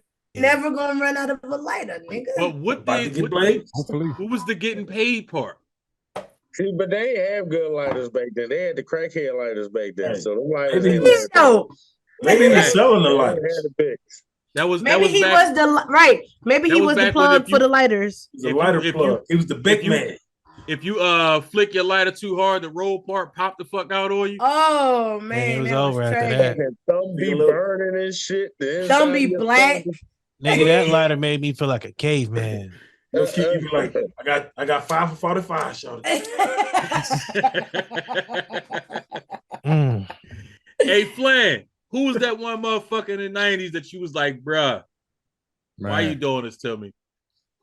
I'm going with Coach Prime. Neon must be the money. Who gassed him up? I don't know who gassed Must be the him up. money. You know it like I do. Must be the money. Don't nobody know any other words but must be the money. Hold on. First of all, I feel like the way DC singing that shit, like he was banging that shit in his first song. I was, nigga. That was my shit, nigga. I knew it must be the money because I ain't have it. Nobody know the words. Everybody know the melody. And I'm step up in the room. All people do to that shit. Hey, DC, give us the hottest bar in that song because you said you was that shit. Can't do it, John. Can't do it. You know the hottest line when that motherfucker went off. Damn. Must be the money. That's the only line in the song. That's it. Damn. So you felt like he could do everything else, but rapping just wasn't him. You got plenty of other talents, man. You making lots of money. You good. Leave that to the professionals, though. Like, don't do that. I think a lot of professionals, dog. a lot of sports professionals was disrespectful in the 90s trying to put out music, but that's a whole nother conversation right there. Peace Bills. Who's that one motherfucker, even though you was a baby boy back in the 90s? You know what I mean? I'm saying. I don't really have nobody. Everybody I listen to, I just was stuck on their shit. So I ain't really had too many people that I ain't listen to that I ain't like. So I don't know. I'm a baby. For me, it was Birdman. For me, it was exactly who you just said. Baby, why the fuck did they let that nigga get on the mic? I got one worse. Yo, I ain't even think about that. I got one worse. Say no, I can't say that because at that time Wayne was writing this shit. Nah, listen. In the 90s, when the Cash Money was popping, Baby was rapping some shit. Now today you can say No. What it was Manny Fresh was halfway decent. Wasn't great, but halfway decent. He was so he entertaining. carried the fucking song. He was and then Baby entertaining. came in and said a bunch of bullshit that had absolutely nothing. All Baby did was name cars and clothes. He said nothing else the whole song. He was right. He was. Top Bentley, Zara, plus. Baby used to go on. Beatrice, who I be. Baby used to know how to flow with the beat back then. No, listen. I'll give you this, right? He definitely when he got on a song, he gave you he got you hyped by the shit he was saying, but he didn't say absolutely nothing. The beat made it sound good. That nigga should have never. If he never would have did a song, I would have been on. If Manny I got one worse. songs, I'd have been okay. I got one worse though. Who that? When he jumped Silk, on the I can't find the beat shocker. Nah, so Man, I'm not gonna let you Silk the Shocker was disrespect dope. Silk. Silk I ain't the letting you Shocker was not disrespect both. Silk. That nigga couldn't find the beat if you put that motherfucker on it. He couldn't find a beat. God damn. Flowing. Man, that No, nigga, listen. oh hell no. Listen, I can agree with It the ain't his fact fault. that It he was his couldn't- fault. He was offbeat always, but if you actually listen to his words, I could he not. used to say some fly No, he shit. could not. Fuck that. But he's You're not about to justify that nigga, I man. listened Hell to the no. whole Silk the Shocker album before I Why? listened to one Birdman verse. Facts. Hell no. I don't Facts. listen to Birdman one of said- them. The nigga, And fuck I have listened to plenty of Silk the Shocker albums, especially back then. I listened to them, but that don't mean they was good. Listen, Birdman fucked me up when he said, I done bought more cars than niggas than fuck their main hole in their asshole. I missed What the that fuck one. is that? I missed that one. I missed that one. I done bought more rims than niggas done bought pantyhose. I done bought more cars than niggas done fucked their main hole in their asshole. On the Ballers remix with Project. I missed that one. What the fuck is he talking about? Assholes and cars. I can't listen to that shit. That I'm sorry, nigga, so the shocker I can't do. y'all can say what y'all want, but that nigga was horrible with a capital H. He was Baby? horrible. Yeah, baby was trash. Oh, he was Yes. definitely was. He should have never been a big timer. But Worst Shocker one was in too. it. Real shit. Like, and Manny was trying his hard to carry the nigga, but Baby was trying too hard to be in the forefront.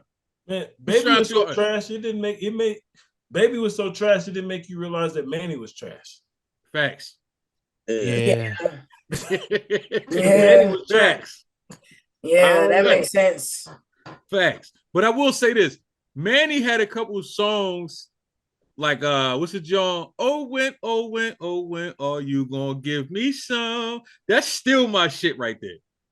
That's still my he was shit right there. clever with his shit though. That's Yes. the thing. He was clever, he was catchy, like he definitely was like he was a breath of fresh air at the end of the day. When it That's came because we had to deal with Baby. He understood his lane. He was a comedian. Yeah, he wasn't He know trying he a to be like that dude where where Baby really thought like I was that dude. No, nigga, you was not. Number one At all. stunner. What? Damn. Baby I will- killed that shit though. Because We no, can no. If you listen to that song, right? Baby killed The that hook, shit. the Nah. hook and the beat made that song hot. Every Made time that he song, started right. rapping, you stop listening. Stop listening. Damn. No, you know a song that was hot that Baby fucked up? Every one of them. Fuck yes, every one of them. What the fuck you mean? You about to actually name what he did? Like, nigga, that's all It of was them. one that wasn't. What you should have said was the Name me worst one that song. he hasn't. Nah, You should though. have said the worst of the worst. It was a That- song. It was a song that if Baby didn't get on that song, it could have been Lil Wayne's biggest hit. Fuck you. Oh yeah. What song was If that? Baby didn't get on that song, fuck you. Lil Wayne. Nah, nigga, fuck you. Nah, fuck you. Yeah, that nigga came in and said some weird, I'm weird gonna ride shit. and I around was my city and bump my shit. like, nobody. It was the worst. Hey, so speaking of Silk, man, how did y'all feel about No Limit? Now, for me, I'm gonna be honest with you, man. I had two homies. They had moved down to Georgia with they pop, and one day, summertime, we sitting on the porch, and they just walk up out of nowhere, like we didn't even know them niggas was coming back home, type shit. They walk up out of nowhere. My man, he knew I fuck with music heavy. He was like, "Yo, I gotta play this song for you." So he was like, "Yeah, it's they bumping this shit heavy in Georgia." So, and my first thought was, I don't want to hear this shit. This shit gonna be corny as fuck. I don't want to hear it. So he like, nah, like I wouldn't even have brought it to your attention if it was not hot. And in my mind, I'm like, I feel like this nigga lying. I feel like he went down there, he got brainwashed by these niggas. So now he think he about to brainwash me. Why he got Like, and I'm not really brainwashed? appreciating this feeling that I'm feeling right now. You know what I'm saying? But You got me feeling like that about Georgia though, big dog. not listen, man. At that time, it wasn't a lot of high artists coming out of Georgia. You can admit that your damn self. 100. I'm just saying. What song was it? 100. So he put on No Limit Soldiers. I heard that song for the first time. I can't and stop. said, I won't "Dog, stop. I'm listening to this shit and I'm like, what the fuck? First of Silk all, is off on that shit. facts. Did he? First of all, he put the song on and all I hear is din din din din din. Yeah. Dun, dun. The intro was this shit. So soon as I heard that, I shut the fuck up. All right, let me see what's about to happen here, right? So then they come on and We know what's the nigga these name? We souls. start doing a chant in the beginning. What's the nigga name? I The want to fat say boy. Fiend, but Fiend. Oh, Fiend started Yeah, doing. well, Fiend was Fiend. doing the You chant in the know, beginning. so- I'm like, oh shit! I thought I what the told fuck is you. this? What the yeah, fuck that is nigga got this? super aggressive. What? I'm the hardest motherfucker out here rocking. I was like, yo, what the fuck is this shit? Yo, He no can't lie, stop. no I won't bullshit. stop. I think we listened to that song on repeat for like an hour. I knew every Wow. word of that song in like an hour. All we did was listen to that one fucking song. Dog, that shit, I ain't gonna lie. It made me look at the whole South differently. Even though after that I heard a lot of bullshit from a lot of South rappers for a Silk while. Shocker being one. What? No, this no. At the time, I was fucking with. At that time, I was fucking with Silk too, because You haven't grown You gotta in music remember, taste I yet. like unlike most people, I listen to words. Like a lot, I don't really care how you ride the beat. I don't really care about the beat sometimes. For me, it's all It about wasn't your even lyrics. how he was writing the beat. It was just his delivery. I couldn't take it. His delivery was way the fuck off, but his actual bars, his actual wordplay was like, damn, like this nigga actually ain't bad. Even with this awkward ass fucking style, that shit wasn't bad. Like, see, Silk would try to fit too many words in one bar, but he was dope. He was dope with his words. If I he bet had that nigga somebody got too many coach him teeth in his on mouth how too. how to say that shit in less words, he would have been way more dope. I fucked with Silk. I was like, this nigga always off beat, but he always saying some shit. I could, man. He was probably saying some shit, but I cannot listen to you if your delivery is horrible.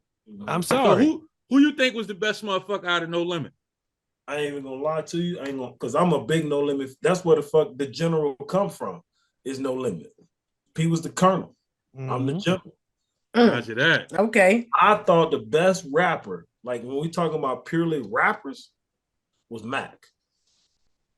Really? I thought Mac was the best rapper, and Fiend was second. I guess I you like coming from the South, I could see you saying that though. Especially being down there, and because you probably listen to way more shit than the average motherfucker, especially like the underground shit and all of that. Like, and I think with Mac, it was really his delivery. He was smooth. Mac rapped like a jazz pianist played piano. So his delivery was smooth.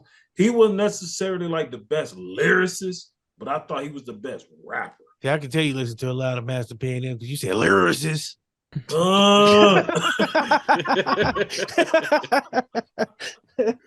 But I fucked with Mac. He was who I thought was the best rapper on No Limit. Fiend was my favorite, but I thought Mac was the best rapper. Okay, I can see that. Feast. What about you? Did you even fuck with No? I was a Cash Money boy. So you ain't fuck with No Limit at all? No, I did. Who you think was the best in No Limit then? Too much into them. Okay, I can understand that. Yeah, I was Cash Moneyed out. They the reason why I always wanted a gold grill. Wow. And at 30-something years old, I went and bought one and was mad a week later after I got that bitch. But that shit hurt. No, not really. It was this nigga. I'm 30-something years old now. What the fuck I want gold teeth for? Like, what the fuck? Yo, it's funny, right? Like, you look at motherfuckers from everywhere in the United States, and gold grills is heavy. Niggas from Philly that's the last thing that crossed motherfuckers' minds. No, real shit. You know what's crazy though? I was in middle school listening to them niggas, and I always wanted gold teeth. But when I got older and got some money, some bullshit money to play with, I'm like, I'm gonna just buy me some gold teeth. Bought them bitches. I'm like, these niggas with this heavy shit in their motherfucking mouth all day. All day. See, they still in my car. What's crazy about the gold teeth, like New Orleans and Texas hip hop made it popular. Right. We was doing that shit in Atlanta. It was about the dope boys then, though. It wasn't even about hip hop or music at all. The dope boys had gold grills. So in Atlanta, we was doing that shit way back when.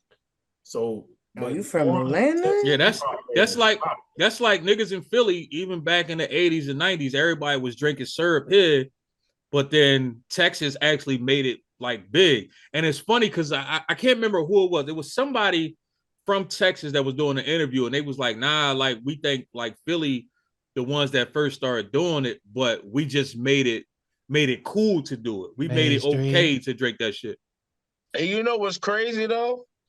Back when motherfuckers in Philly, like right now they just like riding the wave, but back when motherfuckers in Philly was really doing fucking syrup, we didn't pour nothing in no soda or none of that shit. They was drinking this shit straight. They used to get that shit to us as kids. It was in a refrigerator where you got sick or some shit. Oh, wow. You were full of that shit. Yep. And I now remember today, that shit. everybody drinking it with soda and all that shit. I be looking like, yo. So they turned y'all into drug addicts early on. Man, Early on. If that Early shit on. put me I'ma put 'em straight to to bed. sleep. That shit used to put me straight I to remember sleep. having Spoonful some, like but it that. wasn't Just a that like that. spoonful. Facts. Because I These remember motherfuckers be putting this shit with soda and all this old shit. I'm looking like the fuck, like Take a they spoonful. drink you me be straight out alright. the bottle. Like fuck all that. Hey Annie, who was the hottest? Who did you feel was the hottest in No Limit? Nobody. Damn, you ain't fuck with No Limit at all. she You say Mama Mia? Oh, now don't get me wrong. As I got older, I fucked with Mia X. When Hey, I do was me- younger, Do me a favor, Annie. Back up off the mic. Back up off why? the mic. Why? Back up off the mic. Why? What it sound like? Shaq. It's not the sound, it's more the visual. Look Just back like- up. Yeah, it definitely is giving. I'm trying to help you out because I don't want your DMs to get blown up unnecessarily. We try to help Like, you yeah, she rocked the mic. out. And then you go do some shit like that. I fucking hate you sometimes. her Twitter about to go crazy. Oh, Facts. when I first got in Snapchat. when I first got this on Queens with Attitude, I had them throw. I was all over that motherfucker. They like, yo, you childish as fuck. But no, you gotta think about when No Limit was popping. I was younger, and being a kid from New York, nothing from the South was played like all the time for me to hear it. So you just had the mainstream songs that I would hear, like Bout It, or whatever the case may be. And that was it. I never was into Cash Money either. That's And surprising. but Only yeah, reason I say so- that's surprising that you wasn't into Cash Money because Cash Money had like the club shit popping, and you strike me as one that was like, especially being from New York, like you was at the parties, at the clubs, heavy type shit. So I mean, once it got to like back that ass up and shit, yeah. But before that, Wayne's Block is Hot, 400 Degrees, all that shit. I didn't know much about that shit. He talk rap. I didn't know much about it, but again, as I got older, I got So even more, realize- you just blow my mind because I know that you are actually a big Wayne fan now. So when did you actually become a Wayne fan then? Yeah, I'm assuming after Gilly, but keep going. Very much after Gilly. 2000. It was my baby father, so early 2000s. So basically, just say AG after Gilly. Yeah. So we got Wayne AG and we got Wayne BG. Well, no, because it was like 2004. That was Okay, right. so- that was like a couple That was years AG. after Gilly went down there. Okay, Carter 1. So like Carter 1 era. I think Gilly got there like what? Carter 2 maybe? So Carter 1, my baby father was very, very deep into Lil Wayne. So I had no choice Super but pause. grow the fuck up. Anyway, like Very, very deep. Like super deep. he wasn't just deep, he was very, very deep. He was real deep. This nigga But said anyway, deep in it, baby. real bad. Y'all niggas are childish. Y'all need to grow up. Flynn said deep in it, baby. I need to go. But anyway, I'm not letting that he was one a go. big, he was a huge Wayne fan, so I always heard Wayne. But I heard it, but when I myself got into it was the Drought mixtape era. So I mean dedication. So when all of that's when I got into Wayne myself. I definitely that's when a lot of people got Nah, because I actually was going kind of creep up on that next. Real quick, Flan. Squad Up was good. Best No Limit member. Mm-hmm. Favorite No Limit member, however you want to look at it. I've been sitting over here quiet because I know this is where I'm about to lose everybody because I didn't fuck with any of it from the moment I heard about it. All of that. I was off that shit. I wasn't. And I mean, I talked about this on your show before. Like, I credit No Limit and Cash Money to a certain extent for like destroying what I knew as hip hop. Like, the shit became a product. It became some shit that people dropped every week just to make money. Oh yeah. Low budget album covers and stuff. It inspired a whole bunch of dudes that they could anybody could make an album and sell it out their trunk. Everybody was trying to be Master P. And it just got to be like just bullshit record after bullshit record for the sake of putting more music out, you know. And I'm from DC, and DC is Southern. Like people don't look at DC as the South, but it is the South. So they was playing that shit heavy, and it just never was for me. I can't quote no lines off none of their records.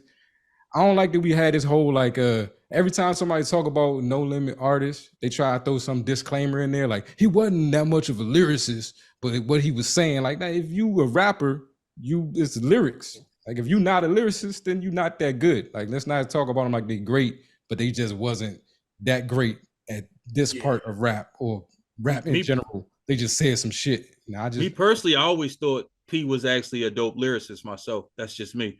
I mean, I think everybody in No Limit had bad delivery except one person, but I think all of them lyrically actually was nice.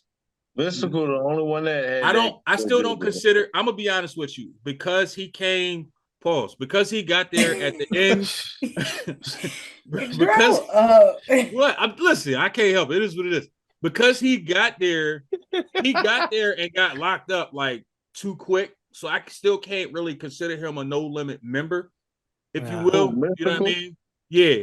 Because Mystical, he got locked up like almost right after he joined his squad. So I never really looked at him as like a member. He's not a member. He just time No Limit fan though. No Limit ain't nowhere near what No Limit became without Mystical. And Snoop. I think both of them actually elevated both of them got there and they elevated the team. But me personally, I think the best lyricist, barsmith, artist, whatever you want to call it, for me, was Mia X. Like, I think she, in my opinion, she has been underrated in the rap game to this day. Like, lyrically, she was dope as fuck. Like, real shit. And I think because at that time, you had like Lil Kim, you had Foxy. Yep. Like they was talking they freak body shit, but not necessarily. It was like, all right, everybody keep trying to compare Lil Kim and Foxy, but they was two different sides of a coin. Yeah. Regardless how people want to look at it. Lil Kim was the freak, Foxy wasn't. Foxy said from time to time, she said little freak shit. From time to time, Lil Kim said little gangster shit. But Kim was the freak, Foxy was the gangster. Two different rappers. I couldn't really compare the two. That just was me. I was more of a Foxy Brown fan than a Lil Kim fan. At that time, I really didn't want to hear all the sucking dick. I mean, be honest with you, I still don't really want to hear that shit, to be honest with you. But no choice now. Yeah, it is what it is now. Like, it's nothing you can do about it. But for me, Mia X, that's probably to me, that's the second greatest female rapper ever. That's just me. I think who's number one, right? Number one to me is Rod Digger. Oh, Mia X is number two. Yes, I think Brat will be 2 for me and Mia 3. The Brat is actually number 3 for me. I also think the Brat is definitely underrated as well. Very. The Brat wordplay was bananas. Like she was one of the first artists that I could listen to that had like a fast flow that I can actually listen to, because she didn't fast flow and just try to throw 1,000 syllables in there. She was actually like saying talking her shit. Yeah, like fast, and then she could slow it down at the same time. Like the Brat was dope as fuck. Her shit still like that though. Ain't no was. She's still like that. So I didn't know she was still putting out music. I probably wouldn't listen to it nowadays. Yeah, I mean me either, but the way I looked at Mia X was this. Like, because when I look at lyricists, it don't matter if you male or female. If you dope, you dope, right? Facts. Big facts. If X was a dude, she wouldn't have been that dope. And I love Mama Mia, but I don't know if I can agree with that. So put it in perspective at that time, right? Everybody's like Lil Kim the dopest, Foxy Brown the dopest, and I feel like Foxy Brown was probably the dopest female MC of the 90s, right? Lil Kim was on her whole shit. Foxy was a lady, but Mia was on some gangster shit. And the reason that people respected Mia X as a lyricist is because she wasn't on that like talking under her clothes shit. She was on some lyricists, like she was doing what lyricists do. But if she was a dude, she wouldn't have got the same respect. Now, that's not my opinion in terms of like how I felt about her. Like she was dope. Dope is dope. But I feel like if she was a dude, she wouldn't have got the respect that she got.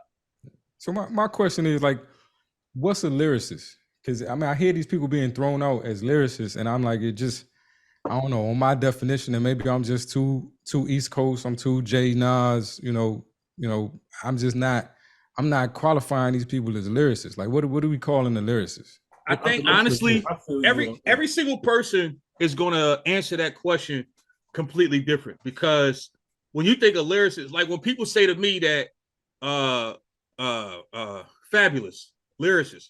He's not a lyricist. He's a punchline rapper. But I had somebody tell me that Fabulous is one of the greatest lyricists ever. I can't agree with that. I feel like if you take away the fact that he can throw punchlines out there, honestly speaking, I don't think Fabulous is half as dope as motherfuckers pretend like he is. I would never put Fabulous wouldn't even make my top 20. He might not even make my top 50, to be honest with you. And that's not me discrediting Fabulous. I actually think Fabulous is a dope artist, but you take away his ability to throw punchlines. Fabulous has never made a hot album ever. I don't give a fuck how nobody feel about it. It's just that simple. If you can't do fucking 15 songs hot, you can't really consider yourself a lyricist, in my personal opinion. If you can't put together 5 songs without depending on the fact that you can say this crazy ass punchlines, I can't consider you a lyricist. To me, Mia X wasn't trying to be catchy. She wasn't trying to give you punchlines. She was giving you just straight up bars. Would I compare her to dudes? Not really. And what Easy said, like, now you got me thinking about it, like, damn, but I never try to compare apples and oranges type shit. That's just me. Like, I compare apples to apples, oranges to oranges, not apples to oranges. That's like I'm not gonna sit here and be like, oh, I feel like Nicki Minaj can do a verses against Lil Wayne. No, Wayne a smoker easily, like, in my personal opinion. But at the same time, if you say I'm gonna put Nicki Minaj versus Fabulous, I don't think Fabulous got a fucking chance. So I can understand what you're saying, but at the same time, I guess I never looked at it that way to really think about it that way. So now Nicki Minaj will smoke the shit out of Fabulous. And what? In a versus. And that's woke up from what though? He's woke up from a nap for that. If we talking 90% of the time, what though? 90% of the time when you see people do these verses, they putting out their most popular fucking songs. If you really pay attention to it, Fabulous got maybe five popular songs. Now, don't get me wrong. Don't get me wrong. Listen. Don't get me wrong. Mixtape Fab, just like you got mixtape Weezy and regular Weezy, you got mixtape Fab and regular Fab. Honestly speaking, every label that Fabulous has ever been with has steered him wrong because all his mixtape shit be bananas, and then he put out a bullshit ass album. Like, he has always done that. The album's always been trash. That's why I was asking what you was going off of. I thought you was going off of like bars or like, because I come from the era of like when I hear music. First off, what you're saying, but you think let me popular records and stuff. Okay, understandable. First off, let me throw this disclaimer out there for all y'all that don't know. I do not like Nicki Minaj at all. I thought she was corny since the day I heard her. That's just me. I thought she was corny from day one. I was even told that I was a hater because I didn't think she was hot. You ain't think she was hot on the DVD days? No. You be Harry Potter and I'll be Hermione? I'm gonna be honest with you. I might have heard 3, maybe 4 verses from Nicki that to me was decent, and most of them just had like a line or 2 that I liked from it. I've never been a Nicki Minaj fan. That's just me. You're right. I'm not saying that. I was never a Nicki Minaj fan. No, nigga. I'm saying you said I never heard nothing that she basically what I'm saying is during the DVD days before she got the block and all that, back when she was in the projects rapping on the steps, you ain't never come up heard DVDs.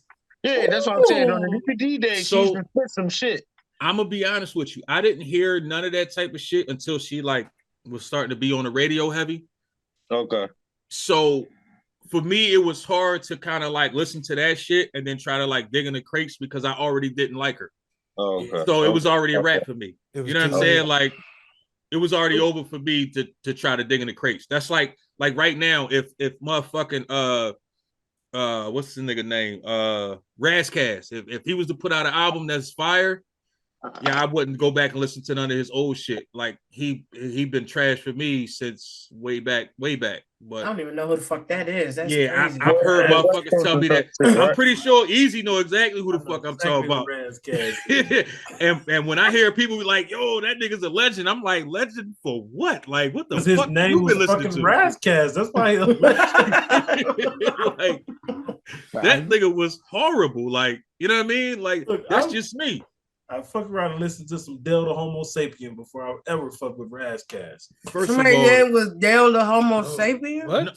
You know what's crazy? Oh, he forgot I heard- the funky part. It's the funky Homo sapien. Funky Homo sapien. I'm about to say I heard that name numerous times. I still don't think I ever heard one song. I've never Let heard me that tell from you- him, but it's I don't- I fucking thought he was College just football playing. I didn't know that fucking was somebody real. No, yeah. It's Dale the funky Homo I had a sapien. white dude, RIP my dude Todd Scott from Camden, New Jersey, 24-year-old fucking freshman. I pull up on this dude. We talking about hip hop. He was like, "You ever heard of hieroglyphics?" I was like, "The who?" He put me on the hieroglyphics, Delta Funky Homo Sapien. I ain't never heard of them, and I thought I was a hip hop head. But them niggas was dope. But they wasn't my cup of tea. Everything ain't for everybody, man. It is what it is. Real I still shit. ain't clear on the lyricist thing, man. I'm still. You gonna get it. You gonna get a different thing from every. Paul. Yeah, You gonna yeah, get yeah. a different explanation from everybody. It's See, kind Flan, of hard to call I think somebody. I'm with you. I think I'm with you, Flan, on the definition of a lyricist. Because when I think lyricist, I'm thinking about like you got bars, like shit I want to listen to, where either I'm gonna learn something or I'm gonna feel something. Yeah, And, your like, wordplay is crazy. I wouldn't consider Master P a lyricist. He was a rapper. I wouldn't consider I wouldn't consider him a rapper either, but damn. He was a very good businessman with a rhyme. He scheme. was. Y'all doing But it's a P lot. dirty It's a lot tonight. of people out there that like they think they lyricists because they can put together one or two punchlines. Like I hear these young motherfuckers, NBA young boys, lyricists. Hell no. Man, get the fuck out of No, here. the fuck he's not. He's a rapper. Hold on. I had a Is conversation with somebody, Is and he a I rapper asked him. too? I said, "Yo, who is the dopest lyricist out right now?" This was a couple years ago. I said, "Who is the dopest lyricist out right now?" And the motherfucker didn't even think about it, ain't hesitated nothing. Nigga was like the Migos. I walked away from that nigga. I walked away from him, and we never Gonna talked live about on bed music. and booty. I was We just never talking talked about about music ever again after that. I I cannot. was just talking about Migos. If you're not gonna take my question seriously, I'm not asking you shit. And I felt like he didn't take me seriously. I felt like he thought I was a joke at that time by saying that shit. It'd be one thing if you put some thought to it. It'd be another thing if you was like, damn, you know what? Let me run some artists through my head. Fuck no, that nigga instantly like a shotgun. Migos. His lyricist. Not at all. Niggas ad-libists. Facts. Facts. Facts. Them niggas whole everything was based off they fucking ad libs. Niggas whole rap is onomatopoeias. Not onomatopoeias. Like what the fuck? The Facts. Recipes take off. But Long live the Gonna live on Rocky. bed and booty. Migos is fucking lyricists. Nice. Anybody out of Atlanta lyricists, if you not start with Andre 3000 and ending with Luda, you ain't Big talking fact. about. Now that's facts on that I'm one. with you. I'm with you. I'm with you. They are facts. Beast Bills. Most underrated MC ever, in your opinion. Now I gotta think about that one. Damn, you gonna put me on the spot like that with this damn. Most underrated rapper? In your opinion, who is the most underrated artist ever? It could be somebody right now. It could be fucking, you could say Curtis Blow. I wouldn't give a fuck. I wouldn't agree with you, but if that's how you feel, you know what I mean? Yeah. No, it's because you put me on the spot that like that. Damn. I don't fucking know, bro. Like you. Shit. I don't know, bro. I'm gonna have to come back to that one. I need a little thought for that one. Roger that. Flan. Most underrated artist ever. And I know you go a little extra. It don't gotta be lyricist, it's up to you, but most underrated ever. This nigga got me thinking and shit, man. It gotta be a lyricist. It gotta be a lyricist. Since you put me on the spot, if you ask me tomorrow, it'll probably be somebody different. But right now, I'm gonna say Obi Trice. Obi Trice could run with M and Royce. His career was short. Real name, no gimmicks. Facts. Mm. Facts. I didn't hear you know his what? name in a long time too. You know what's crazy? I didn't. He's the last person that probably would have popped in my head, but I'm with you. Like what was the name of that album he dropped with the green cover? He had the joint on there, Got No Teeth. The hangover. No, it wasn't the hangover. Either way, that album was drinking. I remember what you're talking about. It's like black and white, but the green yeah, white or some shit. I know what you're talking about. That album actually was crazy on the low. Yeah, Obi could go. Yeah, Obi definitely was underrated for sure. DC. He did. I ain't got one, man. You gonna put me on the spot after that?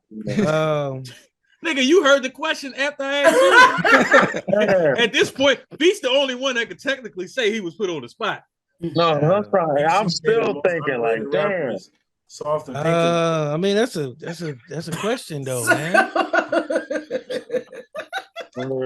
Say again, Easy. Easy snuck that one in. He's the most underrated rapper is Soft and Pink in the middle. LL Cool J.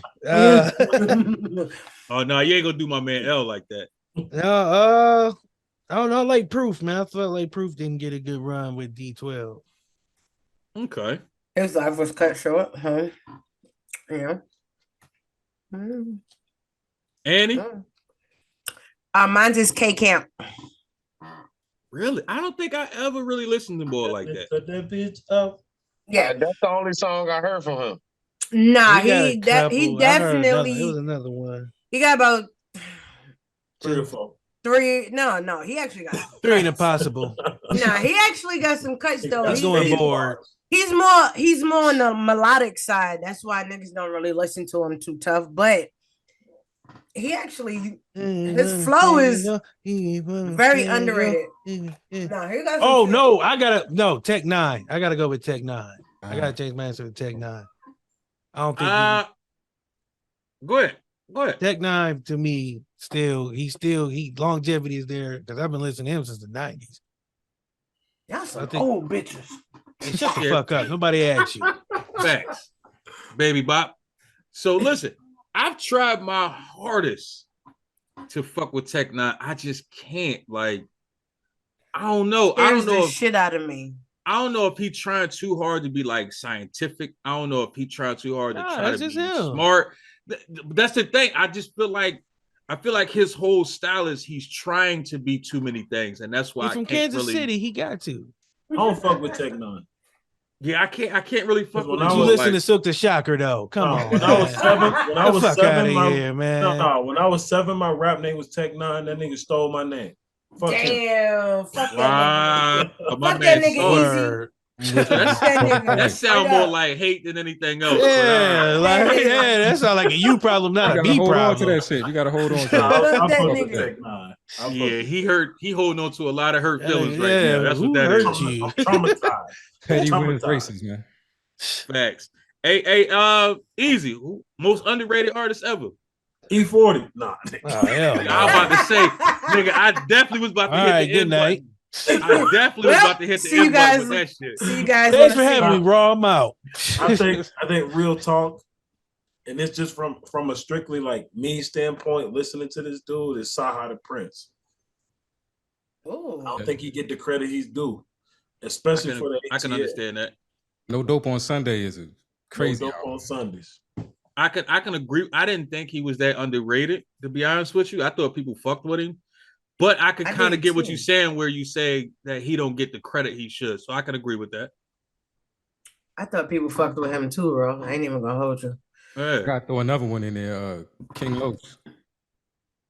You know what's crazy? So I'm sitting there, I'm scrolling through music one day, right? And one of his songs came on, right? And I didn't know who it was. I'm just listening to the song. And I'm like, damn, this song dope as fuck. And I looked to see who it was, and I'm like, King Los, oh shit. Like, I didn't know this nigga actually was all right, though. Like, I heard his name, I heard a song or two before, and I wasn't impressed. But this, I can't remember what song it is, but this particular song was like, damn, this nigga, like, this shit crazy right here. Like, King Los is for real. Damn, I ain't heard that nigga name since early 2010s. He was with Beast. Bad Boy and all that. You got anybody yet, Beast?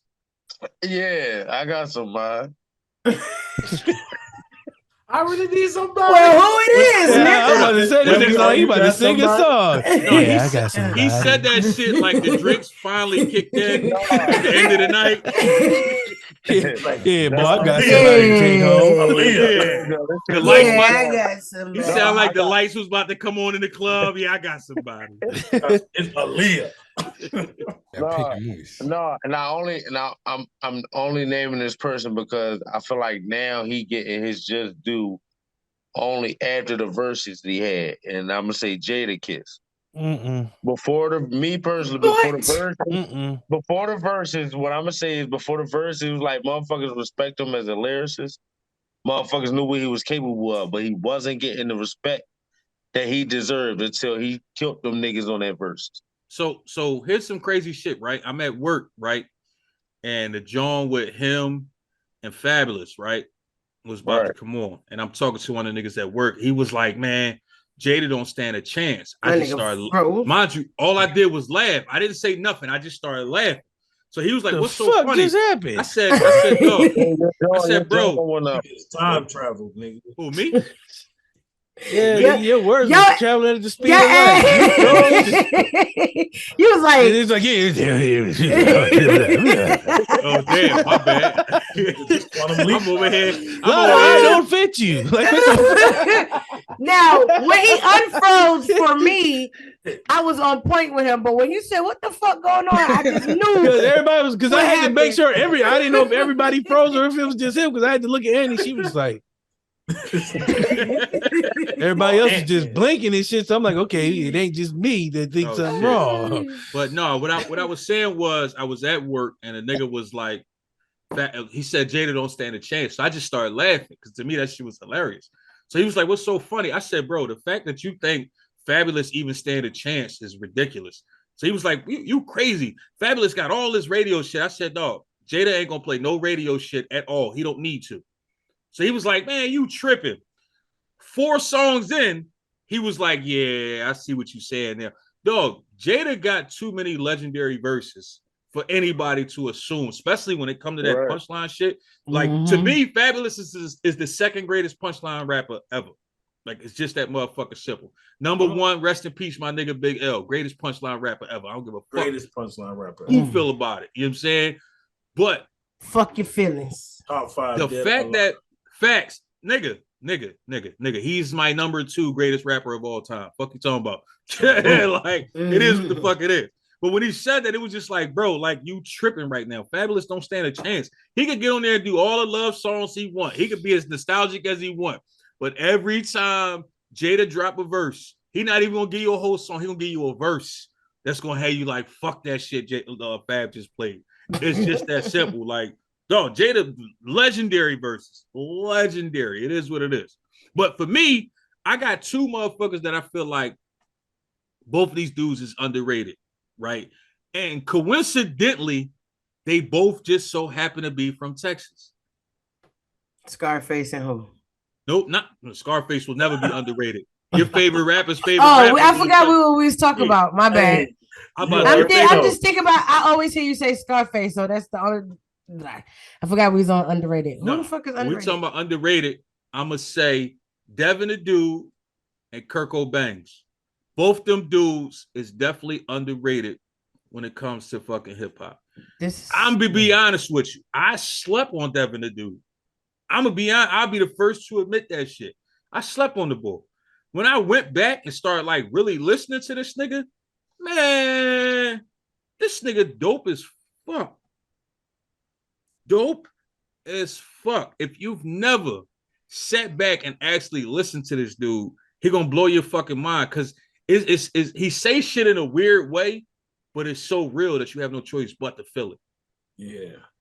And Kirko, I think because he was from Texas and he don't got that Texas swag, I think people underrated him. And a lot of the songs he did, like he did catchy shit, radio shit. But if you listen to his other shit, it was like, damn, this nigga actually like not fucking bad. Yeah, I wouldn't have known he was from Texas.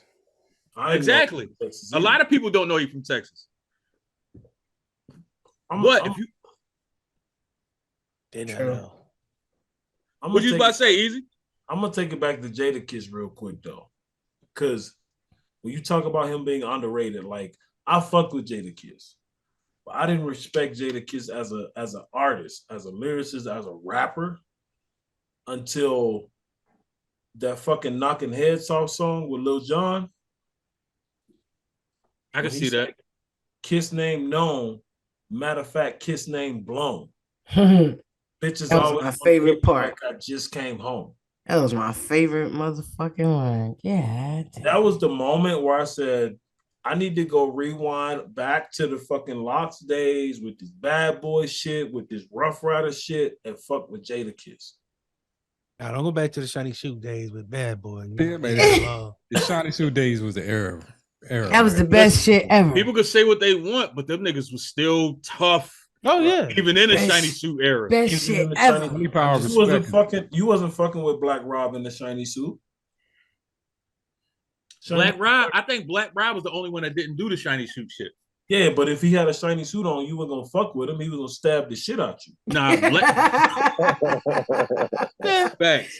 Rest in peace to Black Rob too. That nigga, that first album he dropped, cuz that was a special delivery. Nigga. Hey yo, why? Hold on, real quick. Why everybody that was on Bad Boy is always the first album that was crazy, and then after that they just because Diddy didn't want nobody else to look Puffy good. ain't nice. Puffy like your album was better than mine. You can't do that again.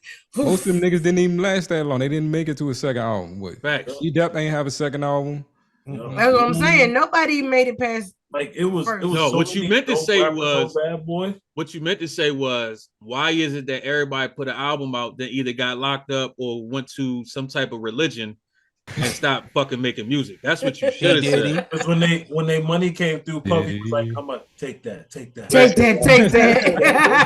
Hollywood shit is dangerous. But Diddy, everybody that was on Bad Boy, every single one of them either tried to run from that shit. Like motherfuckers was like, "Fuck the money. I'd rather not even put out another album than to have to deal with this shit." Like I don't know what the fuck Diddy was doing. Contract went out. Let me tell you what gives that story away though. If you ever watch Making the Band, you understand why motherfuckers was trying to get the fuck away from Facts though. I agree with you on that. Did they even put out a second album? Nope. No. I think that what was it? What was the the only chick? ones that made 2 albums was Danny D. Kane. Yeah, I was about to say. I think they were the only ones. I couldn't remember their name. Total made 2 albums. Total was only about 3/4. Total made 2 albums. But I didn't even know they put out a second album. No, nobody know that. Then I didn't even know Danny D. Kane made 2 albums. I did know that. I'm a Danny D. Kane fan, so I know. I was say my Clearly. wife listened to them, so I knew that they came out with a second album. My I wasn't- bitches. Yeah. I was never actually a fan of them like that. I didn't think their music was. I mean, they had a couple J's that was alright, but I didn't think they was like popping. Was it So for the it niggas? was- Did come out with multiple albums on Bad Boy? Diddy, and it was all trash. The only Nah, the I only mean, artist- the listen, only I don't know artist that Diddy's that ever first worked with. That's that not- first album, P. Was Diddy and written by the Family, Locks. I don't give a fuck. That album was crazy. Yeah, but that wasn't all him. I'm talking about him. Well, The first nigga's of all, still better than Baby. Hold on, time out. First of all, you was That brave nigga enough is to better listen than to a Baby. full album of Diddy, so you deserve to not be able to have enjoyed that shit. Like, why the fuck would you listen to an album of all Diddy? Like, who the fuck? What you think? You special or something, nigga? I braved through the storm. You definitely did. There was That a lot shit of them niggas saying, "Take that, yeah." I thought I told you, yeah. First of all, that was the most pause fucking line ever for you to keep saying that shit. Yeah, take that. Like a nigga just got finished rapping and you like, take that. Take that. As we proceed to give you what you need. Take that. Take that. Now, I'm trying to let you know. Here's what he was doing, taking it. Yo, Diddy one of the best A&Rs for the first album ever. Yes, I can agree with that. Ain't nobody put out more first albums that were Than dope that than nigga. Diddy. That's true. But ain't nobody put out more second albums that was trash. I can agree with that. Speaking of, if we just thinking 90s and 90s alone, right? From 90 to 99. Who was your favorite producer in that time? Dark Child. Really? Oh, that's a good one. It was all you heard was them or who was it? Rodney Jerkins? Rodney Jerkins. That's true. Those niggas that was really getting it in. What, I Premier? mean, you had Jay, you had Premier, you had fucking JD, you had fucking JD. Dr. Dre, you had Dr. fucking Dre. DJ Quick, you had fucking Corrupt. I mean, Daz Dillinger. Like, I was just about to say Daz Dillinger. It was a lot of dope ass. People don't give Q-Tip the flowers he deserved. Yeah, Oh yeah. Fucking what was the nigga name from Chicago that died? Jay Dilla. Jay Dilla. Like, you had I was calling him something else in my head. Easy. It's the first nigga that popped in my head. And I was calling that nigga something totally wrong. It was Let me tell y'all though, from the 90s, and this is totally like from a down south perspective in the terms of hip hop, but music globally wasn't nobody fucking with Organized Noise. Yeah. Nobody. Yeah. Manny Fresh. Like, it was a lot of dope ass. Was Just Blaze in the 90s or he came in 2000? Just Blaze. Okay. Swiss Beats. Just Blaze. Swiss. Timberland. Oh damn, definitely Tim. Shit. Like, when I hear people talk about 90s music and all people bring up is like, most time it's always Dre. And it's like, first of all, the average motherfucker don't realize a lot of those beats that Dre gets credited for actually was Daz Dillinger. Or Hitman. Daz and Hitman did a lot of the shit that Dre get credit for. What was the nigga? What was the team? What was the team that Stevie J was with? Working for Diddy and them? Hitmakers. Hitmakers. No, it wasn't Hitmakers. It wasn't Hitmakers. Yeah, Hitmakers. Yeah. But we talked about No Limit. Them niggas was crazy. You got to give credit to Beats by the Pound. Facts. Because when Beats by the when they fucked up Beats by the Pound, No Limit. Swisher House. Swisher House. Swisher House. Hey, facts. Paul, Juicy J. It's fun. You know what's funny? Oh, definitely DJ Paul. It's funny because right now Feast looking like, who the fuck is all these niggas y'all name? No, I'm gonna hit Feast with some shit he don't know Like his about. screen froze. I'm gonna hit screen froze. Feast. Hey, look, Feast diaper about to get shitty. No, Trackmaster. I know most of the motherfuckers. Oh yeah, Trackmaster. I wasn't Trackmasters. First off, hold on. First off, we talked about R. Kelly earlier, right? And then you say Trackmasters. If it wasn't for them motherfucker, R. Kelly might not be who he is today. That nigga used to be like Trackmasters. Facts. That nigga Kells got him with the vocals though. Kells could have had a whole acapella album. Yeah, but when you look at every R. Kelly song, right? His beats made this song. It's like the beats was perfect for him. Always. Like he's never was on a beat that wasn't perfectly crafted for him specifically. Like even a song that you didn't feel was hot, the beat still was like perfectly crafted for him. You know where Kells would fuck him up at though? Kells would do the original track and then get Trackmasters to do the remix. Nigga like Bump and Grind. My mind's telling me no. And they come with the remix like nigga should have listened to his mind too. You said you need me when you need So none of that shit make R. y'all listen Kelly to them songs differently now. No, I don't. You don't Play hear nothing music? different when Who's you hear playing something music? You playing Sure music? don't. Seems like Sure you're ready, don't. don't ring different all of a sudden now. Sure it don't. ring different, but I ain't gonna stop listening to it. Nope. I was R. Kelly was the only nigga. He was the first nigga to have a song play, and then the next song be the remix on the same fucking album. Ignition. But listen, but the remix is on there by itself. Facts. The remix for the adults. Well, Ignition had Lil Kim on it. No, it didn't. You sure about that? I don't remember Lil Kim being on it. That must have been a remix. I ain't Nope. heard that one. It's the remix to Ignition, hopping fresh out the kitchen. Mama rolling that body. everybody wishing. No. Y'all childish as Now fuck. I'm How did y'all so all drunk. like go into unison? That was that shit right there, cuz. Like, I mean, why you had to shake like that when you sang it? No, though? Kim Why you had was to on give him all that of this? track. Why you had to give him all of this? Nigga feeling the song. that was my shit right there, cuz. What? They I all used to love bang that shit. Everybody Give me started. that too. beat. Maybe it was the video version. Yeah, I don't know, but that That was she that was on. work right there. That was that work right there. Motherfucker, listen, y'all can look at Robert Kelly how the fuck y'all want, but I'm still listening to R. Kelly. I don't give a fuck. Right. And I'm mad. I'm mad as shit. Robert. I'm mad as shit that I didn't get a chance to hear that album before it got pulled. That I shit wanted was to hear that going shit. so fucking Bruh, fast. It's crazy. I tried to download that album. Apple Music was like, "Fuck you." I was like, Facts. "Hold the fuck up." That shit was going so No, fast. I woke up in the morning and I seen a post about it. I instantly looked for that motherfucker. Instantly. Like, fuck that. I was gonna listen to that shit. I don't give a fuck how nobody felt. JPEG. He said he did it though. Yeah, He said it wasn't his album. I don't give a fuck. I still was gonna listen. He So with that shit, this shit is weird. It had I admit part 1, part 2, part 3, and then one of them he was saying something about basically he said it's y'all fault that I'm in this predicament.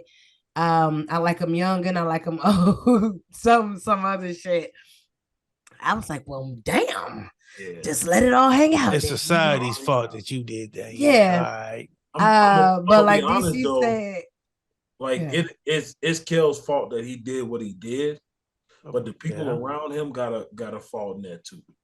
Right, I agree with you on that. I ain't gonna let my homies do no shit like that and not speak. No, fuck all that. The fuck, no, that too. I mean, the parents too. I know where you going. Parents. That's what the fuck I about. Like, wow. Yeah, because the parents was bringing them motherfuckers in there. Y'all was taking this nigga these children. What the fuck wrong with y'all?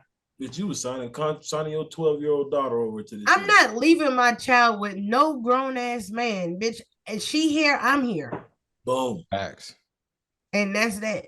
Point blank, period. The fucking parents should have been locked up in a cell right next to that nigga. It's just that motherfucker. The same cell. In the same cell. No. I think they should have. Say, as soon as I hear that nigga say, "Seems like you're ready," I'm like, "Who you talking about?" She ain't ready for shit. Soon as that nigga's mind was telling him no, and the body was telling him yes, it was a wrap. I don't want to hurt nobody. Nigga, you heard them all. Listen, 90s music was fucking different. R&B, you got them hip hop. What? Got the moist real fast, What? Singing the McDonald's theme song. Hey, no, y'all back in the day, Comic View, my nigga Joe Torre said that song made him think about his McDonald's order and shit. Oh my god. Wow.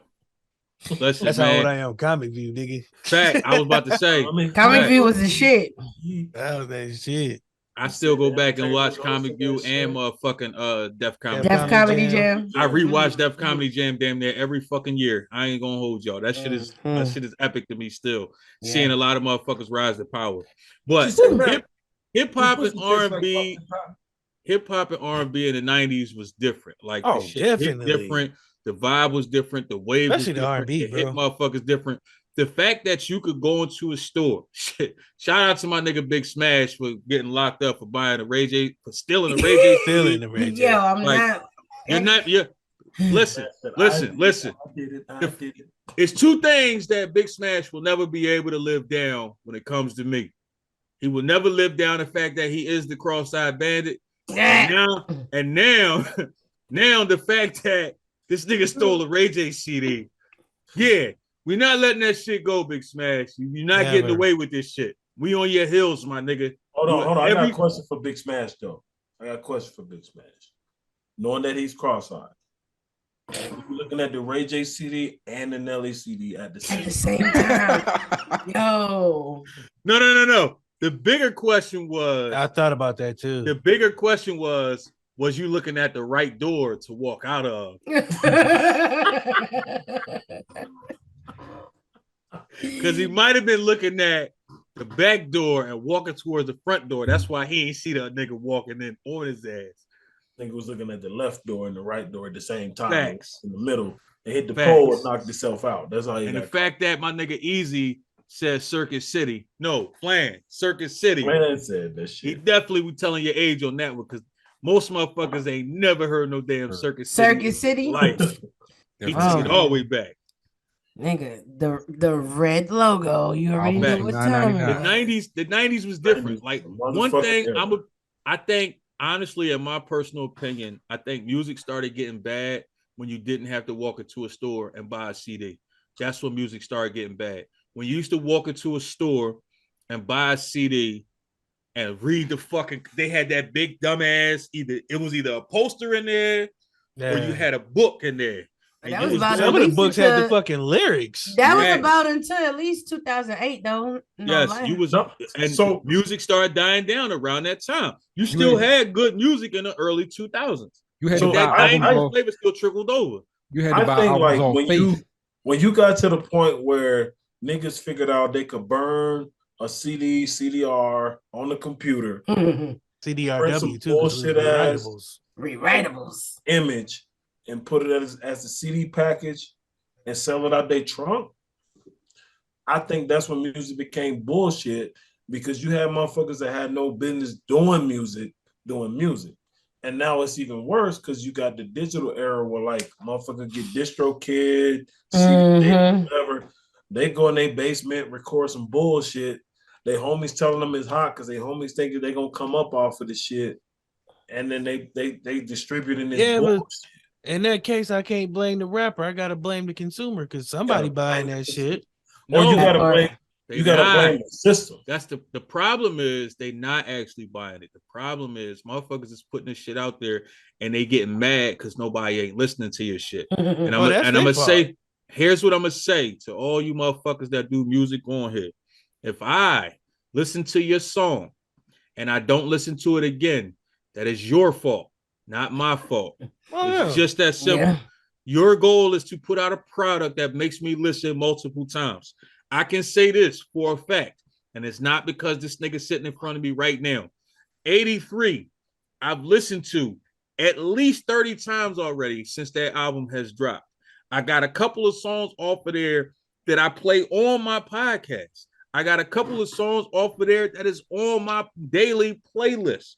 If you don't put out a product that I want to listen to again, that is your fault, not mine. It's a reason why Flan don't do music no more. It's just that motherfucking simple. Now, before we get the fuck out of here, I had to think about it too. Like, first of all, Flan, I'm like, damn, Flan, you just gonna sit there like that? Like, I had it hit me it was like so too. I smooth, was I just ain't like, even- is that a compliment or?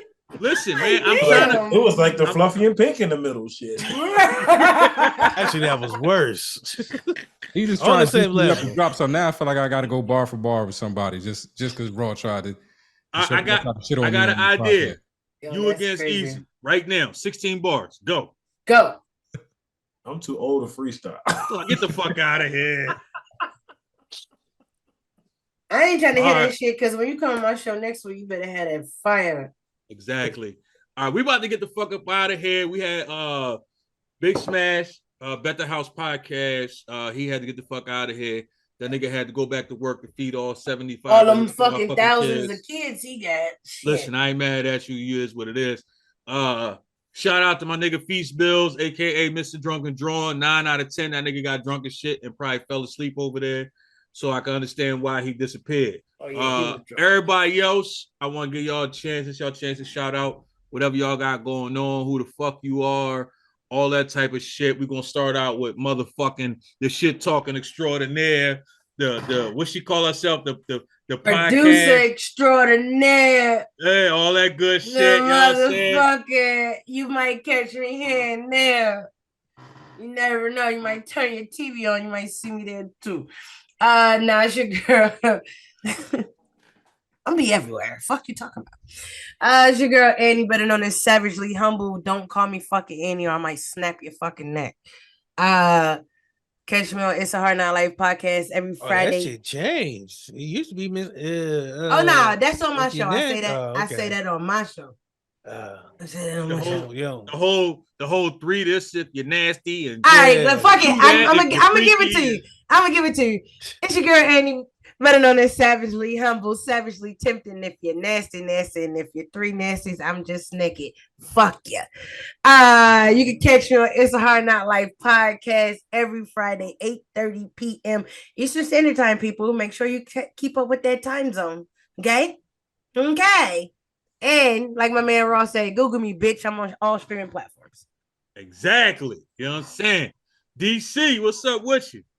I'm about to fire Annie from my show because she'll never shout my shit out like she ain't there, but it's cool. Oh, I'm sorry. And you can also catch me on What the Shit podcast on Wednesdays at 8 p.m. Motherfuckers be like, hey man, put me on the show, put them on the show. They be like, yeah, so I'll be here. First of all, I didn't ask him to put me on the show.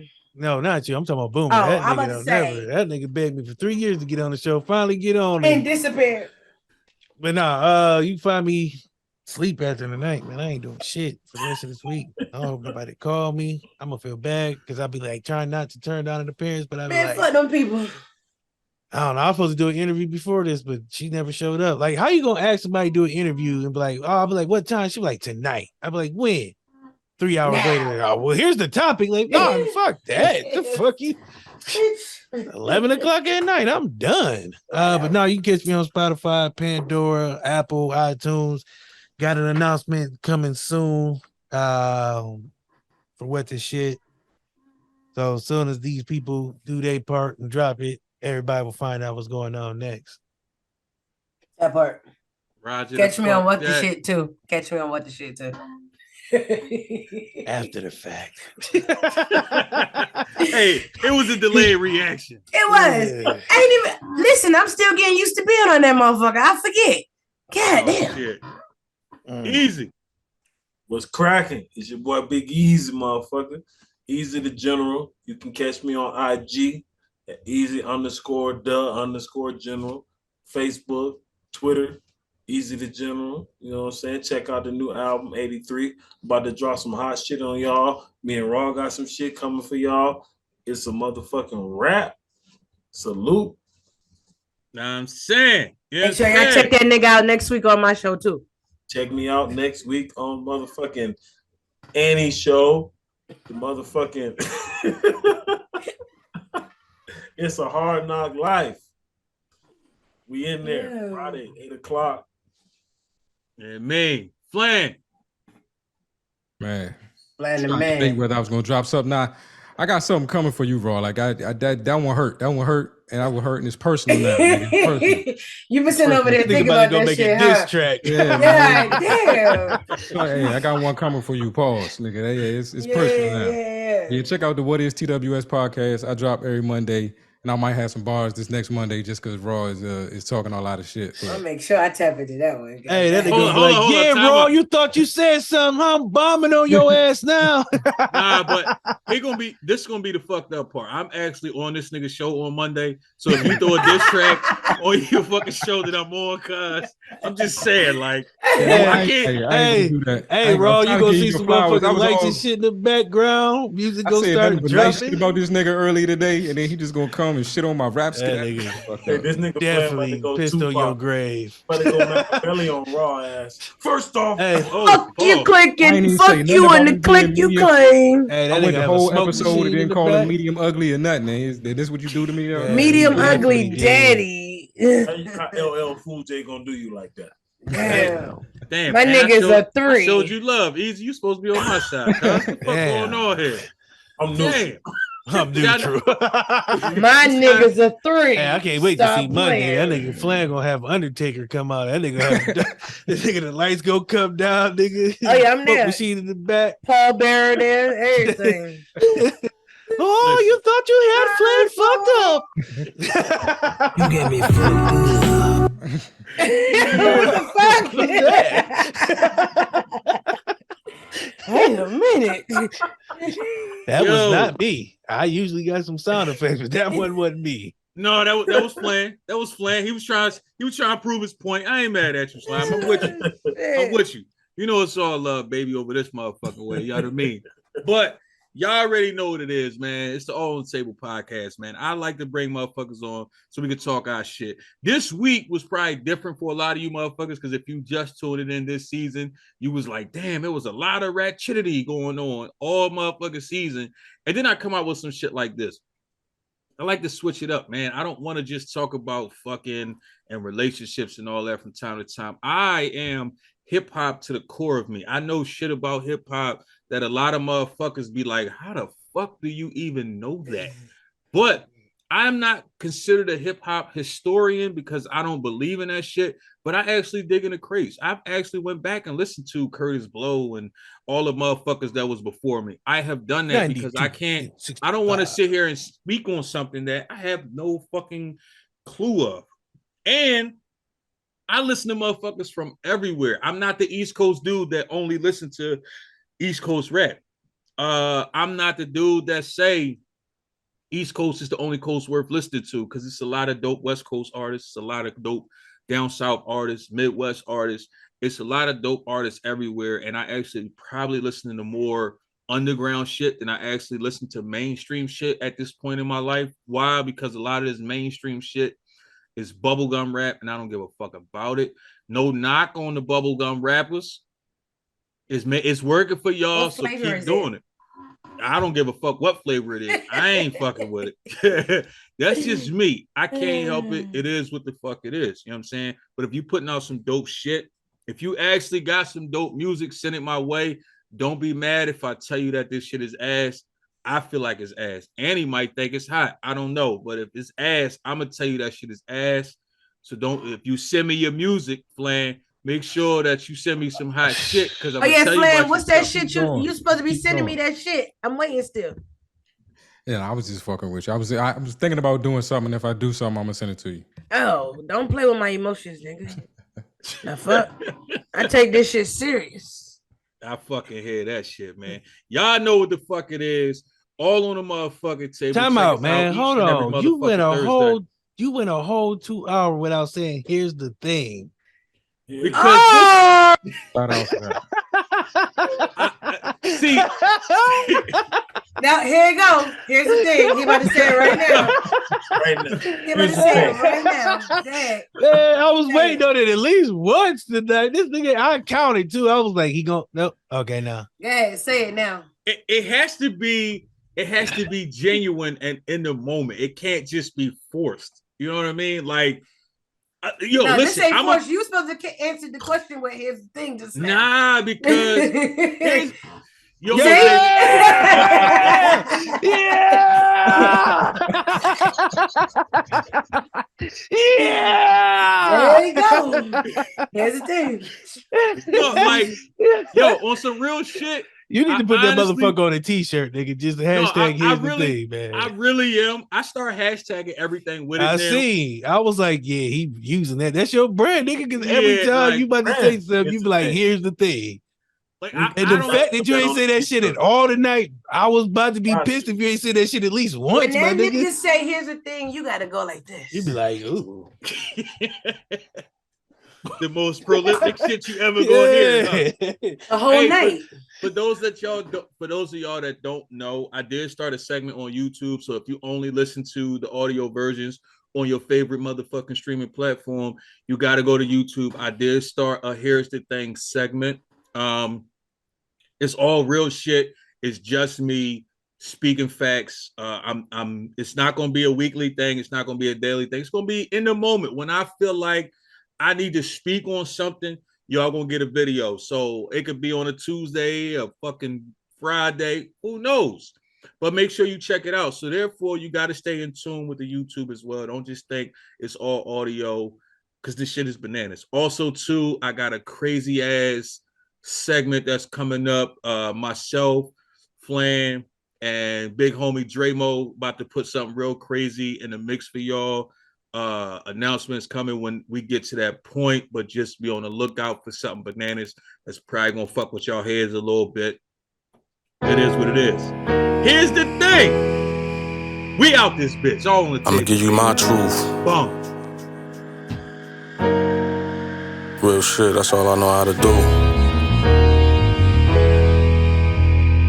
Gotta feel me on this one though, you heard? Gotta feel me.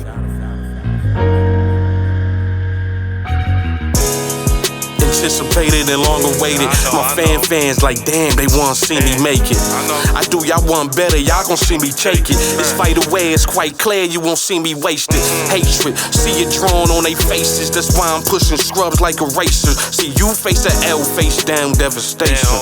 I face a L, elevation. The green that we facing, mine's for the blazing, while yours for the grazing. Them niggas pass fumes, so it's fumes, catch the vapors. Hit the feline with no sense, and you stinking the perfume. And how you got no sense of that fragrance? Really, y'all doomed, God save us. Devil got us groomed in his labor. It's not in our favor.